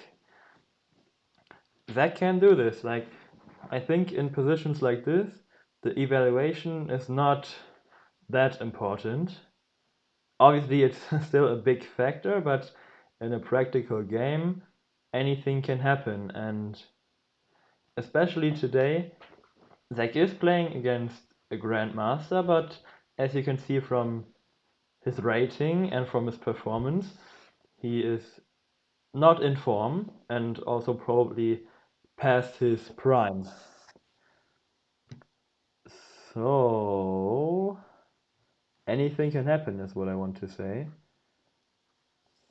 So maybe today it would have been a good idea for Zach to just play very, very fast and even risk having a worse position, but just playing fast and recognizing that being low on time is probably one of his biggest weaknesses at the moment. So maybe another try would have been to just play very quickly today and even risk being worse, just not to be down on time. Because then, if the time is even, then your opponent has to really show you that it's winning. And so here, I think that Zach has some problems in the position, but most importantly, he has a huge problem on the clock.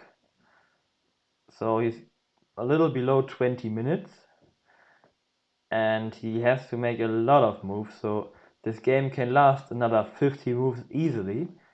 And if you do the math, that's a time trouble for a very long time.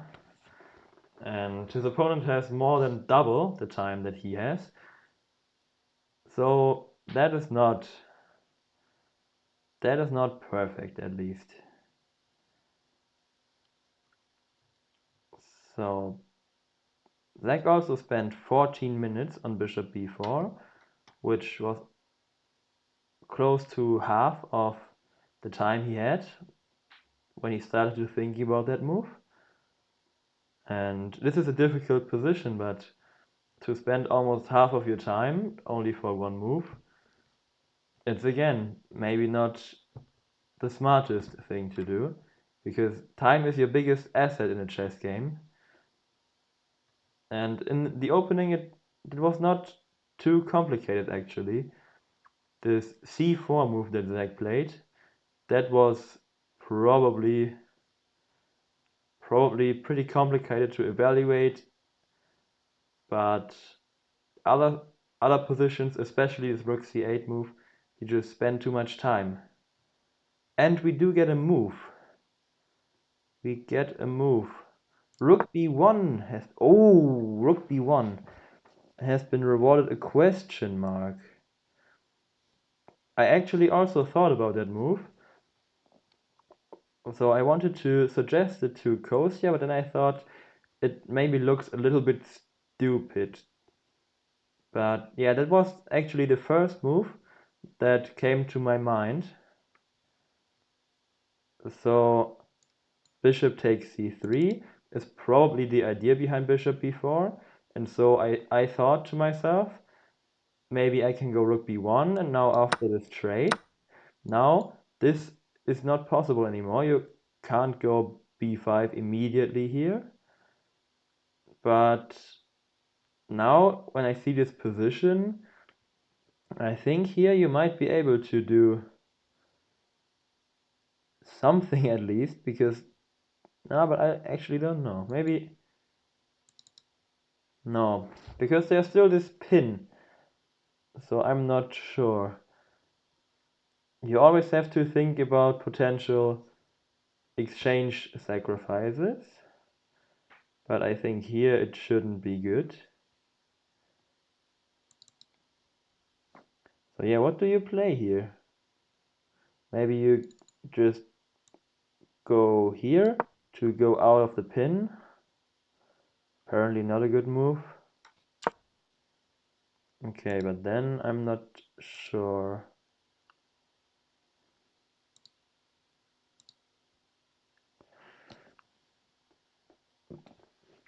You would really like to free yourself from this pin on the knight, but there's a lot of pressure and you can't really move the knight here. Or can you? Or can you? Knight d5, and then this is also hanging. That's maybe a good idea to go knight d5, attack the bishop, and when the bishop moves somewhere, then you might be able to play a move like f5. And then I like Zach's position actually. So maybe knight d5 is good. Yes, knight d5 is a good move, I believe. Bishop goes back, probably to a1. And now do you want to play f5? I think you do. Because now you're cutting off the bishop. And you're also restricting white from playing e4. And this bishop is very strong. This knight is very strong. And now it's kind of the opposite to the position we had before. Now black will go b5, and then black will run with his pawns, and white's pawns are blockaded. If I just quickly go back to this position, here it's exactly the opposite. White's pawns will run up the board, and black's pawn is blockaded, and there's really nothing to play for here. But now you can just switch the roles, and this is a tactical justification of this bishop b4 move. And if Zach finds that and he plays bishop takes c3, that's very good news. Bishop takes c3, he takes back. Can also consider to go to e4 with your knight. He goes bishop e4. Also looks pretty good to me. Attacking the rook on b1. And now it's getting pretty tactical. If the rook moves, is it possible to take the knight, go bishop d3, take the rook? Maybe that might be possible. So after rook b2, maybe you can now take on e5. And if the pawn takes back, then you go bishop d3. And if the queen moves somewhere, then you take the rook. And here you just take the bishop. You don't take. Ah, no, that's. You go knight e4. Yes, knight e4, attacking the bishop. And as you see, the position gets very complicated. But at the end, here, I think. Oh no, the bishop was hanging. Bishop d4. Rook somewhere. Okay, it's a very complicated position. And all of the moves that I'm making are just mistakes. But this is definitely a chance. So bishop e4, if the rook moves, knight e5 would complicate matters a lot. And Zach is great at tactics, so that would be good. And also his opponent is not really in form, so that's also good. Also a good thing. So bishop e4 has been given a question mark, but I think in a practical game, bishop e4 is a good move. It's probably just that knight d5 or knight e4. I'm not sure what's the difference. Probably knight d5 is better. I think that knight d5 was just a very good move here. So now if something takes on d7, you take on c3, it gets complicated, but with this f5 move you can blockade the white play, and then there's really not much play for the white side, and this knight is also helping with this b5 d4 idea because it's controlling the b4 square. So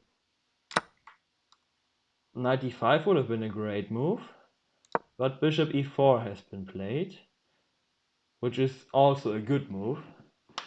It's attacking the rook, and now it will get very, very complicated.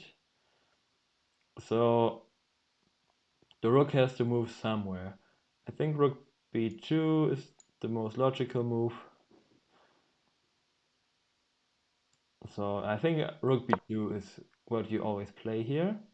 But then the eval boss says this is very bad. Question is why? Maybe just because of this knight e5. So maybe, actually, Zach's opponent has to see that and has to take on d7, do this intermediate move, and after knight takes d7, you cannot take on b1 because of knight takes f6. That would be a check, and then the rook is falling, so that would not be great. So bishop e4. Maybe you have to take here first. I don't know if this is better or this. Maybe this is a little bit more forcing. Okay, apparently not. Okay, but I'm not sure about this line. Maybe here you can just argue that black has this amazing bishop, and that's also attacking the rook, and bishop d3 will happen next move.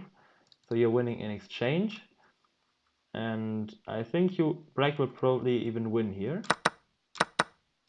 So bishop e4. Now knight takes d7.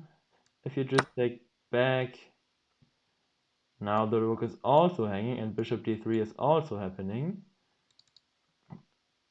So maybe, no, this also doesn't work. How can you hold somehow? I'm not sure, to be honest. And I really like this bishop e4 move now, because it's not obvious at all for the German grandmaster what to do now. So I'm not sure. And in a practical game, this position, this is tough. And also Zach is catching up on time. Or I should rather say his opponent is catching him, because he has been thinking quite a lot. So let's check his time usage.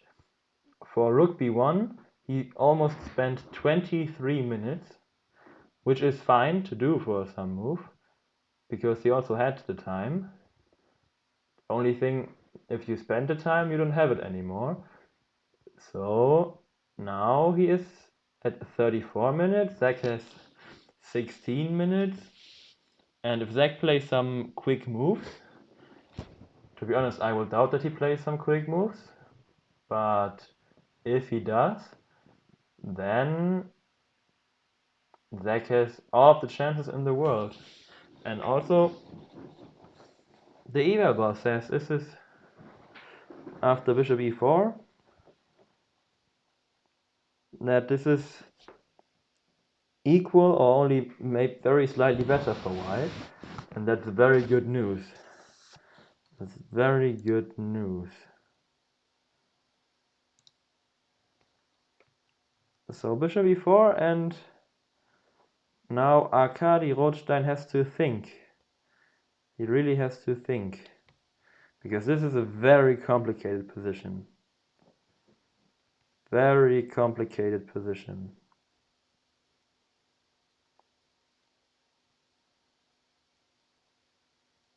So the rook is attacked, so it would be logical to move the rook.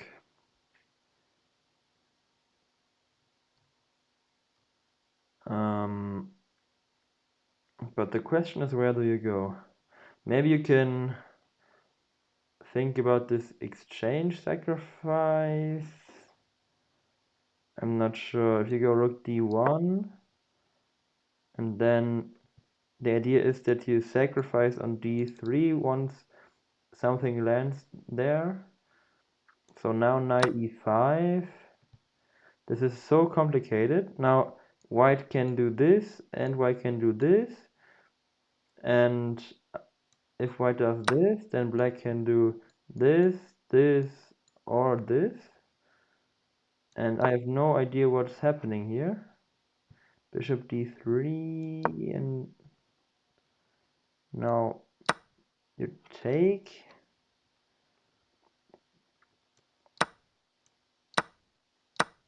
Something like this. Yeah, I think something like this might happen here, and then this is the dream. This is why Zach played bishop b4, because here he ends up with the two connected outside passed pawns, and he will play queen c5 and then just push the pawns up the board. And I think practically this is almost lost, if it's not lost anyway. So I think if you let an engine play with black, it's definitely losing. So this is a long variation, but I think something like that might actually happen because, oh, there has been a move. Rook b c1.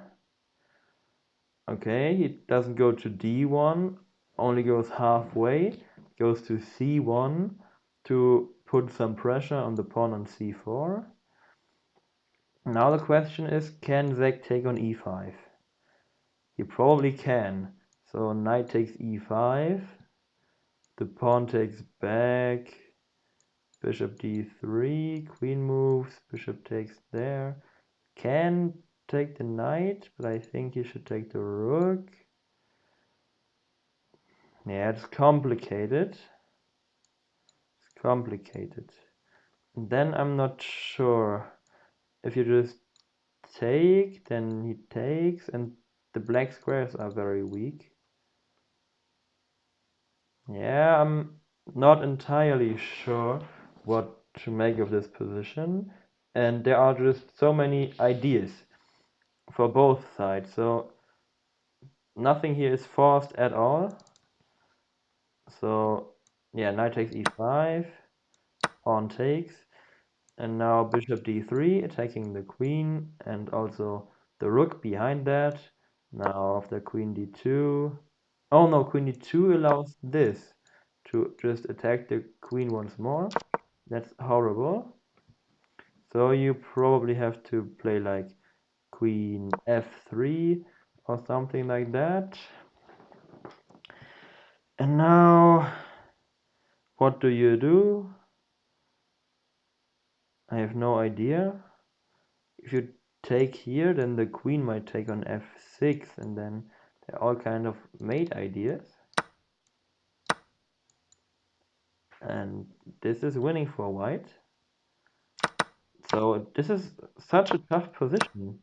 All of a sudden, like nothing was happening, and then Zach played this c4 move, and now we have this position, and it's just crazy. So bishop e4, rook c1, that's the live position, and we did not have a move yet. Zach takes his time here, as he should, but also he doesn't have a lot left. So he really has to think about what he wants to do. So rook b c1 is on the board. And Zach makes a move. I think he took on e5. Yes, knight takes e5. Very good move. And now it's such a complicated position. and I just have no idea what's happening. So I really don't know. But that's up to the players to figure out. So knight takes e5. Now there are basically two options. Either you play bishop takes c8, or you take the knight on e5. So if you take on c8, then there are also a few different options. For example, queen c8, rook c8, or bishop d3. So yeah, it's a very difficult position. There are a lot of candidate moves, a lot of complicated variations, and this is a hard position for both sides. And it's good that Zach didn't spend like 10 minutes here, so Zach knows that he has to move, and that's very good. So knight takes e5. He takes the knight on e5. Good move. I think we will see bishop d3. Yeah, I think bishop d3 will happen. Because otherwise you're just losing material, I believe. Yeah, bishop d3 has to happen here.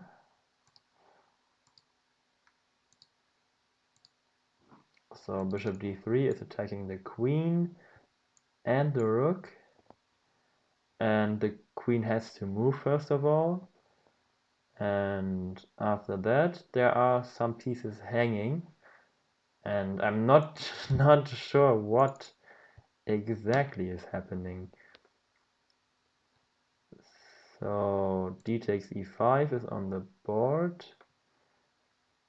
Now bishop e4 maybe. Okay, this is difficult. Difficult position. So yeah, you have to play bishop d3.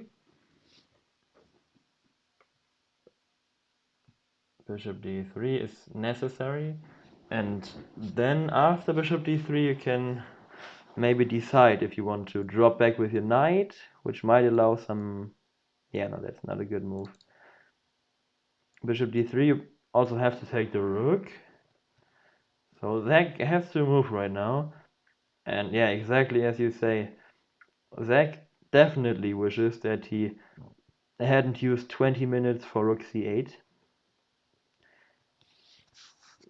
And there was not only rook c8, there were also some other moves which you can play slightly faster, in my opinion. But yeah, 20 minutes for rook c8 is just too much. And me and also Kostya will try to work on that with Zach. But I know that it's very difficult to just change something you're doing like always. So he is used to playing like this, and he also has gotten some great results. But yeah, sometimes you just have to change something to get like to the next level. So maybe Zach should try to change a little bit on his time management. So yeah, there's definitely something to work on there. And he still hasn't played, so I don't really understand what he is thinking about. Like his knight is hanging and his rook is hanging. You can't defend both of the pieces at the same time.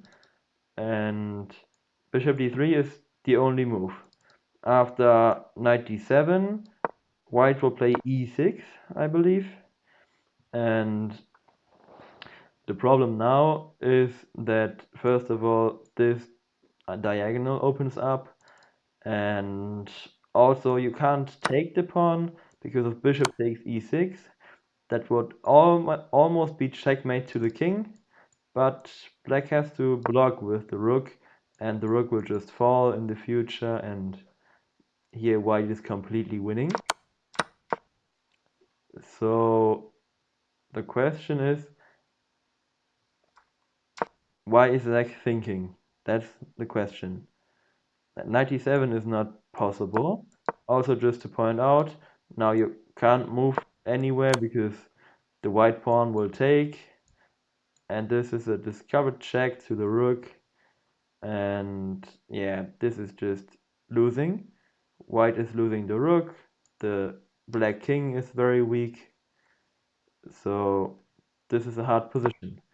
But Zach plays bishop d3. His opponent comes back to the board, and he is taking a think. So the queen has to move now, obviously, and queen d2 is a mistake because that allows knight e4, and I think then Zach would be doing very good, very well. So maybe queen d1 or queen f3 have to be considered. So maybe queen f3, that's more active. And there's also this idea of taking the knight with the queen. So queen f3. I think you can't take here because of this, right? I think that was the case. Yeah, and then e6. And this would just be mate in 2.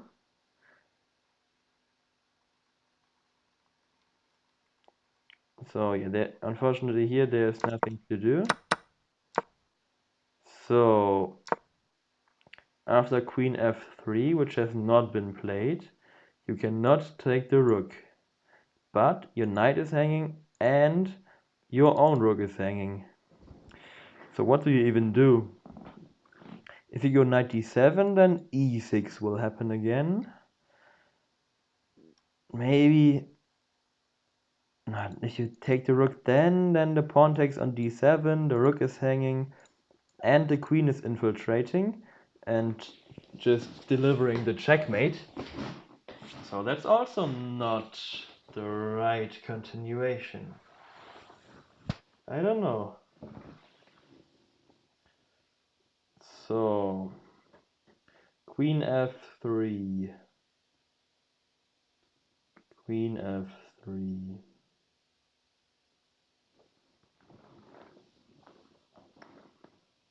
What do you play here?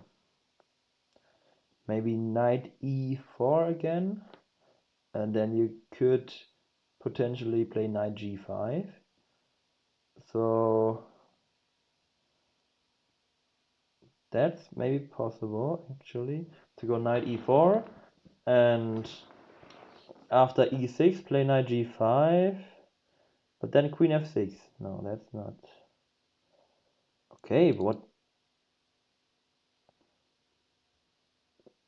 Yeah, knight e4, but then white will play e6. Okay, maybe then you just take the rook. No, I think that's not it. No, that's definitely not it. But knight e4 is possible. So knight e4, e6. How about just moving the f pawn? How about f5 in that position? Yes, I think that's very good. So knight e4 and then e6, but then you play f5. So first of all, you're stopping all kinds of ideas on the black squares. So queen f6 is not possible anymore. But then also the rook on c8 is out of the fire from the bishop on h3. So I believe that this is probably the right continuation. Queen f3, knight e4, let's check. Yes. And now after e6, you go f5. f5 is not even best move. Um, What is the best move? I'll check with the engine. Knight takes c3. Ah, okay, yeah, that makes a lot of sense. Okay, knight c3 is winning, but also f5 is winning. So this would be a very nice pawn structure. Connect 5, not with pawns, but also with the knight and the bishop. You don't see that very often. I saw that Zach made a video about him having a connect 5 in the tournament game. Chat, can you confirm that? Was it connect 5 or was it only connect 4? I'm not sure. I think it was connect 5. I think so at least, but I don't really know. Okay, so this would definitely be very good. So after knight e4, e6. It was a connect 5, okay, yes. Then I remembered correctly. So e6 is not possible. And then the good thing is that you're threatening to take the rook. And this is a threat to take away the strong bishop. So now you maybe have to take on c8. Black will take. And okay, maybe black will not take. I thought it was the only move. That's also not it. I'm just guessing at this point. Okay, but what happens if you take? Now the rook takes back. Maybe the king takes back. Ah, maybe the rook takes back. Also not that. What? Okay, the queen could take on e4. Queen e4. Bishop e3. Now this and this. Okay. Okay. Yeah, that's very bad. And this would be losing, but all of those variations, they are so hard. And Zach has 8 minutes. And it's his move. And queen b2 has been played. Okay, so the material right now is equal. And the problem for Zach is that this and this is hanging. So he has to decide, does he want to take the rook? Or does he want to maybe just go back? But I think now then e6, yeah.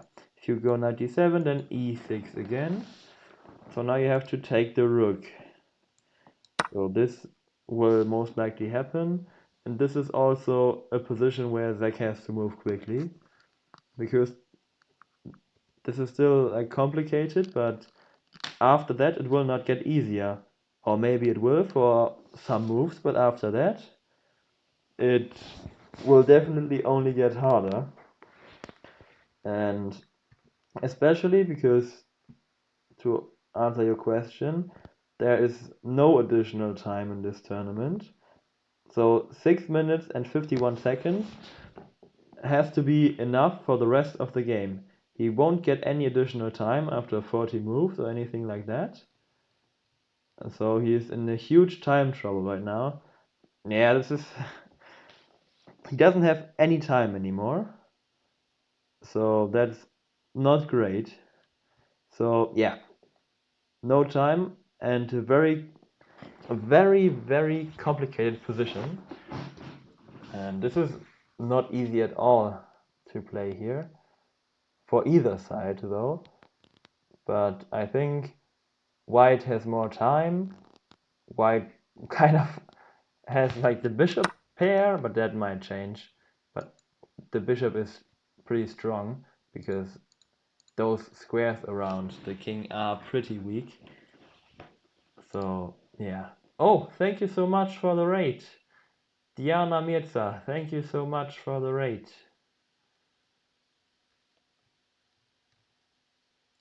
Queen b2.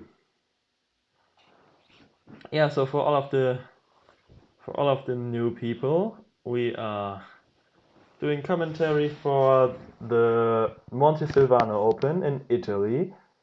Zach and Kostya are playing. So Kostya already finished his game.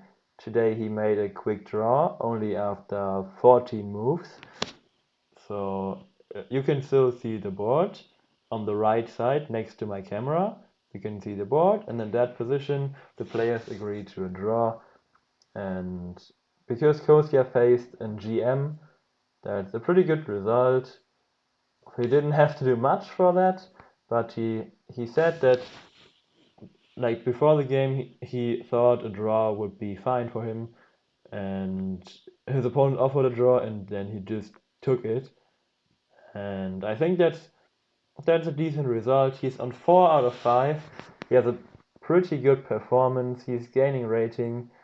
So life is good for Kostya right now. But Zach's tournament is also decent so far. He's gaining 1.6 rating points, so nothing much. But right now it's a very complicated position and nobody knows what's happening.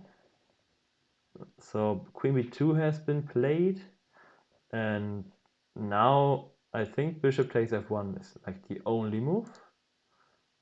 And he has to play that.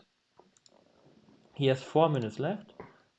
Oh, and he plays something. Knight E4. That has been given a question mark. Okay, and now the question is again, do you take the rook or do you move your own rook out of the way? If you take the rook and black takes the rook, then you can maybe take the pawn on a6. Black will also take the pawn, but you can take this pawn and then queen takes, king takes, queen takes. And there I have no idea. Maybe this is also hanging. But okay, that's so complicated. Okay, knight e4. Let's see, if you take here, then black takes, and then you take this pawn maybe. The bishop. Oh, the variation I had was just stupid. This bishop is not even under attack.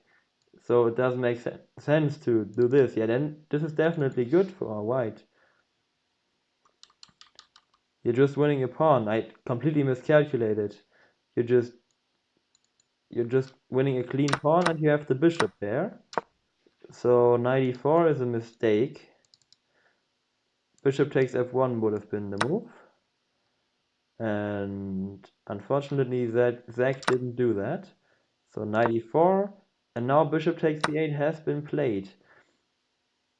Now Zach can think about giving up the exchange because he has this light square control and all of his light squared pieces are very strong. But the problem is that he has a lot of issues on the black squares and his counterplay will not be sufficient to the fact that you're just down in exchange. So if you just take back, then this is probably still the best try, because here this is a complicated position. You're down material, but you might be able to push your b pawn and create those passed pawns, and it's not easy for white to make any progress on the light squares. And then if you compare that to this position here, white is just up a full pawn. White has the bishop pair. The black squares around the black king are very weak. So there's basically no real hope. And this is borderline losing, if it's not losing, I think. And Zach does it. Zach takes back, sacrifices the exchange. Yeah, practically still the best try, but before bishop takes f1 would have been a lot better. Still so complicated, but yeah, now Now it will be very, very hard. Rook takes c8. The rook retreats, and now knight c5 has been played. The pawn on a4 is attacked, and Zach might reroute his pieces. So the knight might actually land on d3, and the bishop goes to e4, and then the bishop can put some pressure towards the pawn on g2. So you can definitely imagine how the black counterplay could look like. Imagine a bishop landing on e4, a queen landing on c6, and then if white ever has to move the g-pawn, then all of those squares are so weak that I think black has enough compensation. But why should white do that? White can rather play f3 and just restrict the black pieces. So yeah, knight c5 is a pretty good move. And the question is, what is his idea? So this pawn is attacked. If he goes like queen a2, maybe to defend it.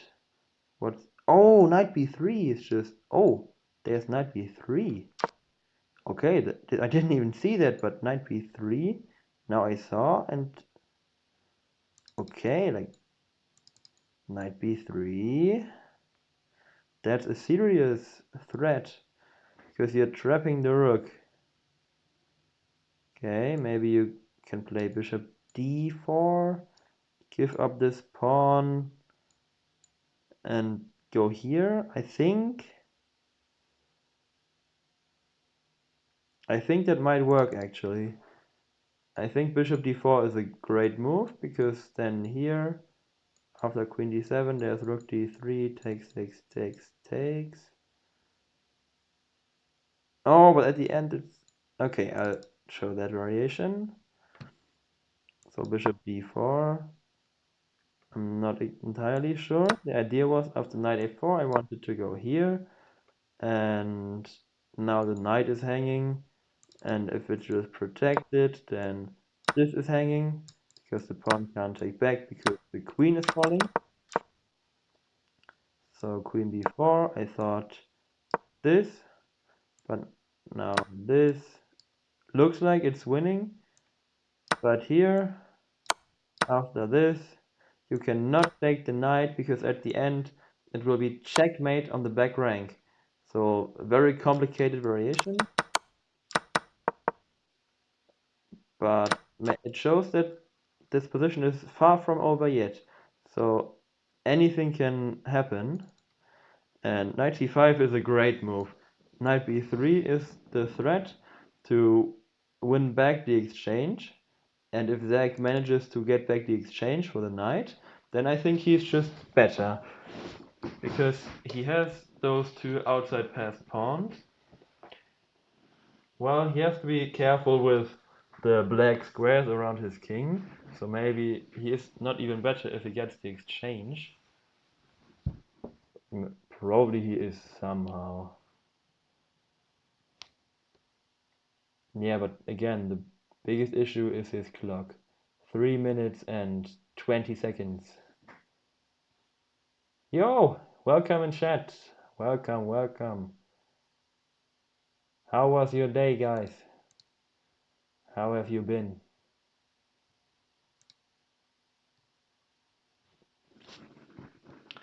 Knight c5. Great move.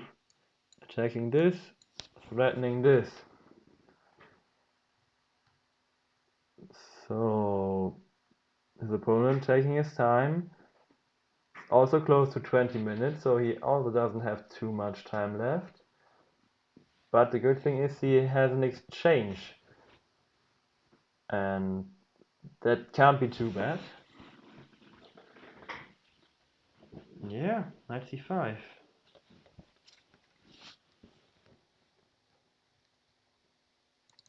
Now what exactly does white do? Like this is the threat. So you might have to defend, but if you have to move your bishop and give up this pawn, then it's not very pleasant. Rook a1 is also a little bit passive. I believe. Should be fine, but I don't know if you want to play like that and allow the knight to land on b3. Okay, you have to be careful with stuff like that. So you don't have to play knight b3. Also like queen c6, putting some more pressure, bishop e4. So you have ideas all of a sudden, and rook a1 is very passive. So you don't want to make a passive move like that. So what do you do? The black squares around the black king are like so weak at the moment, and you have the black squared bishop and the queen, so only this pawn is in the way, and you have to kind of open up the position. So e6 at some point definitely comes to mind. I think if you go e6 now, there's knight b3, winning the exchange, and there shouldn't be too much play for white, but okay, it's not easy because there are moves like bishop h8 or something, or bishop g7, bishop h6, something like that, and it's very difficult. I think e6 is a good idea, but maybe right now it's a little bit too much. Okay, but otherwise, if this or this happens, it's not easy. So e6 is very concrete, and I have no idea if it works. I would say probably not, but again, I don't know. I will check with the engine because now I'm not quite sure. Oh, and it is e6. Wow. e6 right now is a great move.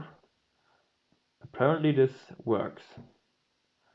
You just want to open up the king, and yeah, the engine makes everything work.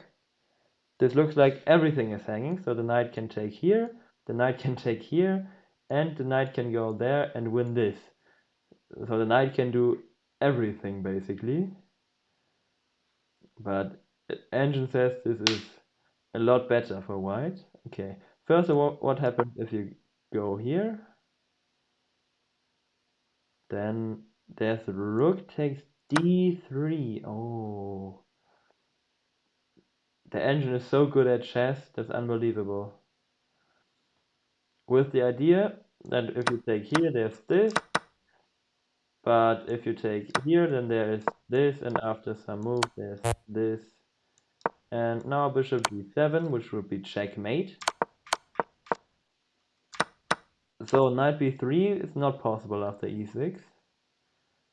And on knight takes e6. What is going on now? Okay, the engine showed a move which I think would no human would play that move. Like, I don't understand it at all. Bishop d4 was the move. Ah, okay, maybe this and this, just a double attack. Okay, maybe bishop d4 actually makes sense, but it's a very hard position. This and now this. This is pinned. Okay, knight goes back. Yeah, I'm not sure, but b5 will happen, and the question is if white can go for this line. But I guess that would be fairly equal at the end, with rook and knight, and maybe this pawn still remaining. Okay, but this is just a very hard variation. So e6 is a great move according to the engine, but it's tough to play that. And Zach's opponent is taking his time. He is taking his time. Speaking of time, what's my favorite time control? That's a great question. It's really a great question. I think I probably like 3-0 on chess.com. That's what I prefer the most. But for classical chess, just like the standard time control of 90 plus 30 plus 30, I believe. Because if the games take like 7 hours with like a very long time control, that's not great, because a 7-hour game is just like, for my understanding, a little bit too much. So yeah, I think just 90 30 30 is my favorite classical time control. Yes, 7 hours is like such a long time though. To watch it would definitely be great. So there were some very long games in like some top tournaments. I think the longest game in a classical tournament. No, I have no idea actually. Yeah, so I'm not sure. But there have been some crazy long games. And we get a move. We get a move.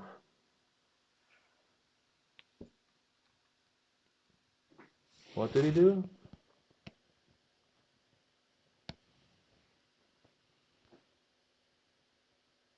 Did he play bishop d4? He played bishop d4 right now. Okay. Now knight takes a4 is maybe possible. This was the first line that we had.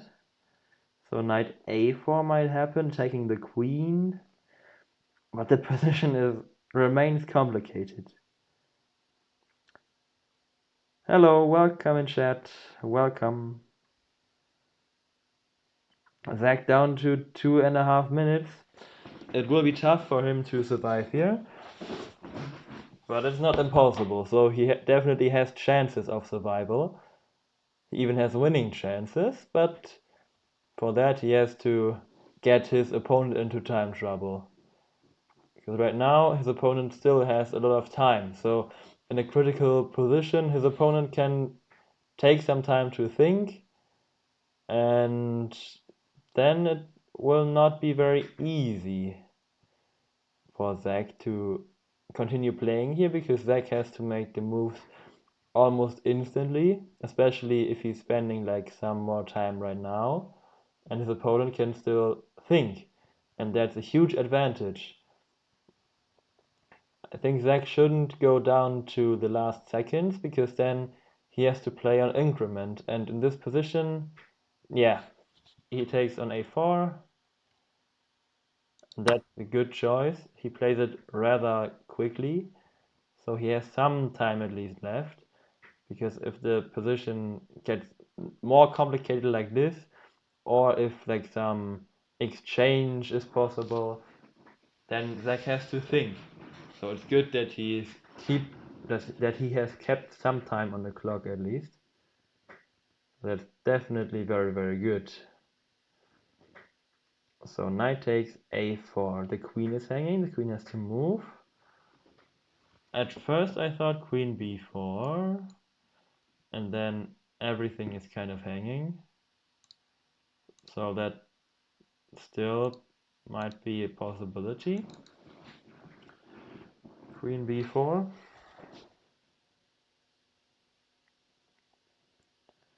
Okay, but this is still, it's like so difficult, this position.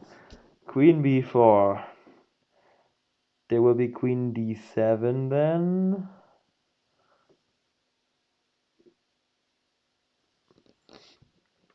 And after that, I don't know. Hello, welcome in chat. Welcome. I hope you're doing well. Yeah, Zach is playing a GM. The GM is not in form at all. He did the long castle, the 0-0-0, were his last 3 results. So yeah, he's not in form, and Zach won the game tomorrow morning, so Zach is kind of in form at the moment. The problem is, just as oftentimes, Zach doesn't have any time. So yeah, Zach has chances here. The game is far from over. It's very complicated. Zach just doesn't have time. So he has to play like super quickly, and he has to hope that his opponent spends some time, because otherwise it will be pretty unfair. Queen b4 has been played. Yeah, that was the move that I wanted to do. Now queen d7, because this is hanging and this is hanging. You cannot play like b5, because then this is just hanging, because the pawn is pinned. And otherwise this knight is hanging and the bishop is hanging. You might be able to play knight c5. That's still maybe possible. And in a position like this, now I think black is doing very well because of the 3 connected passed pawns. So that would be great for black. Rook c8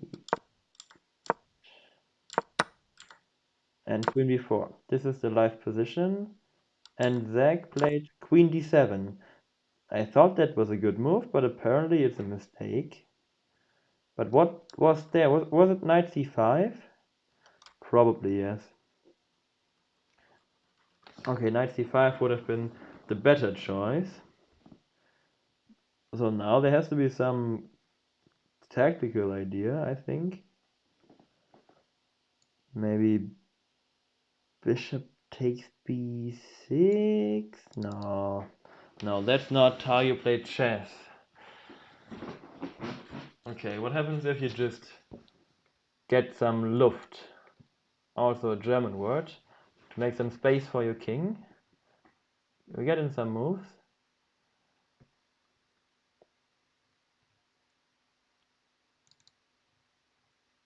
Bishop takes b6 has been played. Okay. Great move apparently. And the tactics work out in Arkadi's favor. So rook b8. What happens after that? Rook b8. There is a pin.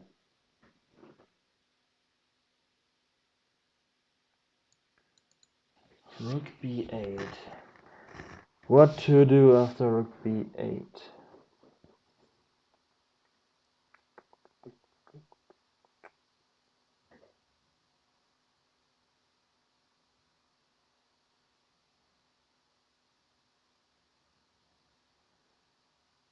Rook b8. Rook takes c4?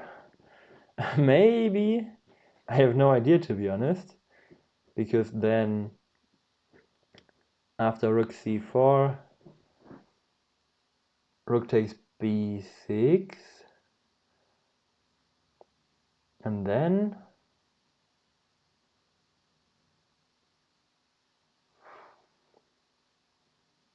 I don't know, this is too complicated for me. But Zach is in the same situation as me. This is very complicated and he has to make a move. He's down on the clock, below 1 minute. Queen a4 in that position. Ah, yes. Yeah. That's probably it. So rook b8, rook c4, rook b6, queen a4. Yeah, that's just the way to go. Because after queen a4, rook a4, bishop c2 is not winning in exchange because of this intermediate move. Then you can retreat your rook. Knight b6 has been played. Yeah, he panicked. He panicked. He had no time. He played the move with 9 seconds remaining, and now it's basically over, I would say. Queen takes b6. And yeah, this is basically over. This pawn is hanging, and this pawn is not going anywhere. You're still down in exchange, and moves like queen d4 are about to happen. On rook a8, there's rook c4.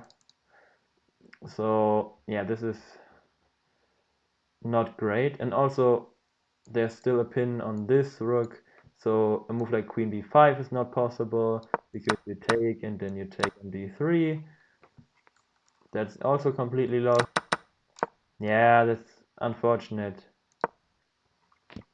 Rook c6 has been played. Probably still the best try. But now a move like queen d4 would probably be very strong. And then you go d5, d6. And you just have this passed pawn, which is basically unstoppable. Yeah, his opponent is taking his time, as he should. As he should. But yeah, unfortunately, this game will most likely end in a loss for Zach. Yeah, that's very unfortunate.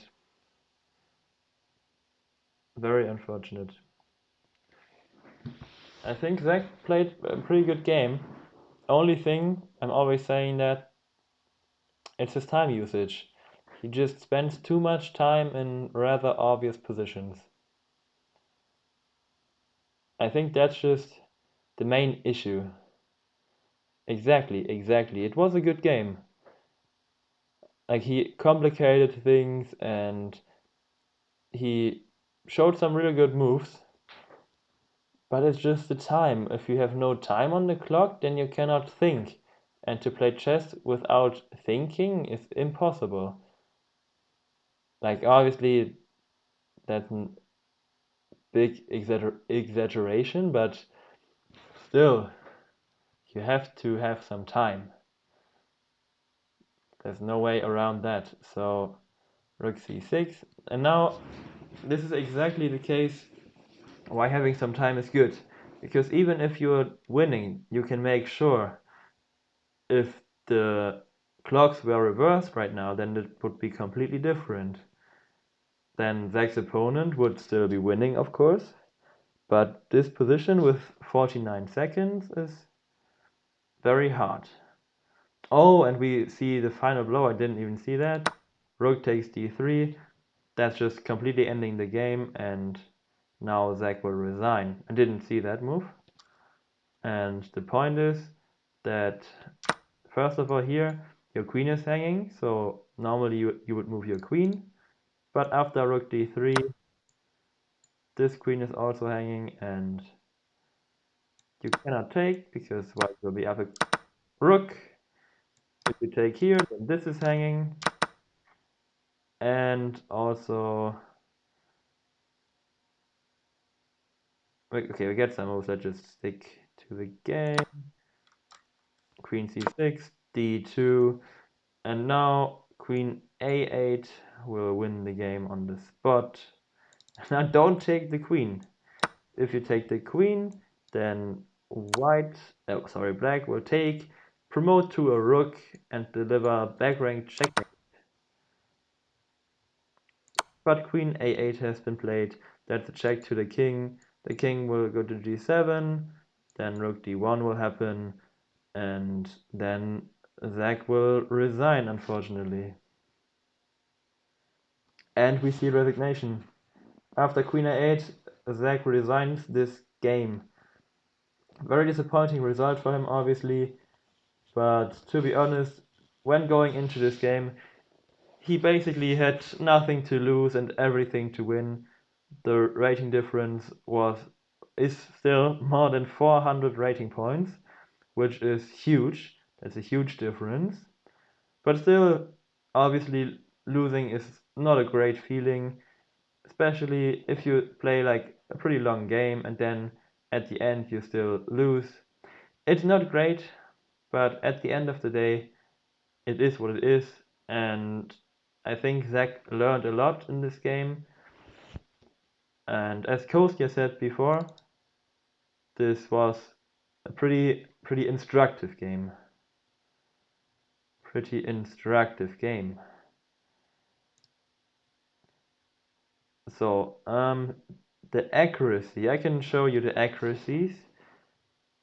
Yeah, you can definitely see that Zach played against the GM, because Zach's accuracy is 86.8%, which is decent, but the accuracy of Zach's opponent is 96%. So 96 is crazy. 96 is like very good. So it shows that he's a GM. Yeah, 96, that's crazy good. Okay, so Kostya and his opponent, they both had even more, but they also didn't really play the game out. So they just made a quick draw. But yeah, I think Zach did a good job. He learned a lot, and he will come back even stronger. I was very impressed that he won the game in the morning, because yesterday it was such a heartbreaking loss. He did some mental game, as Kostya told me, but yeah, that was just not the way to go.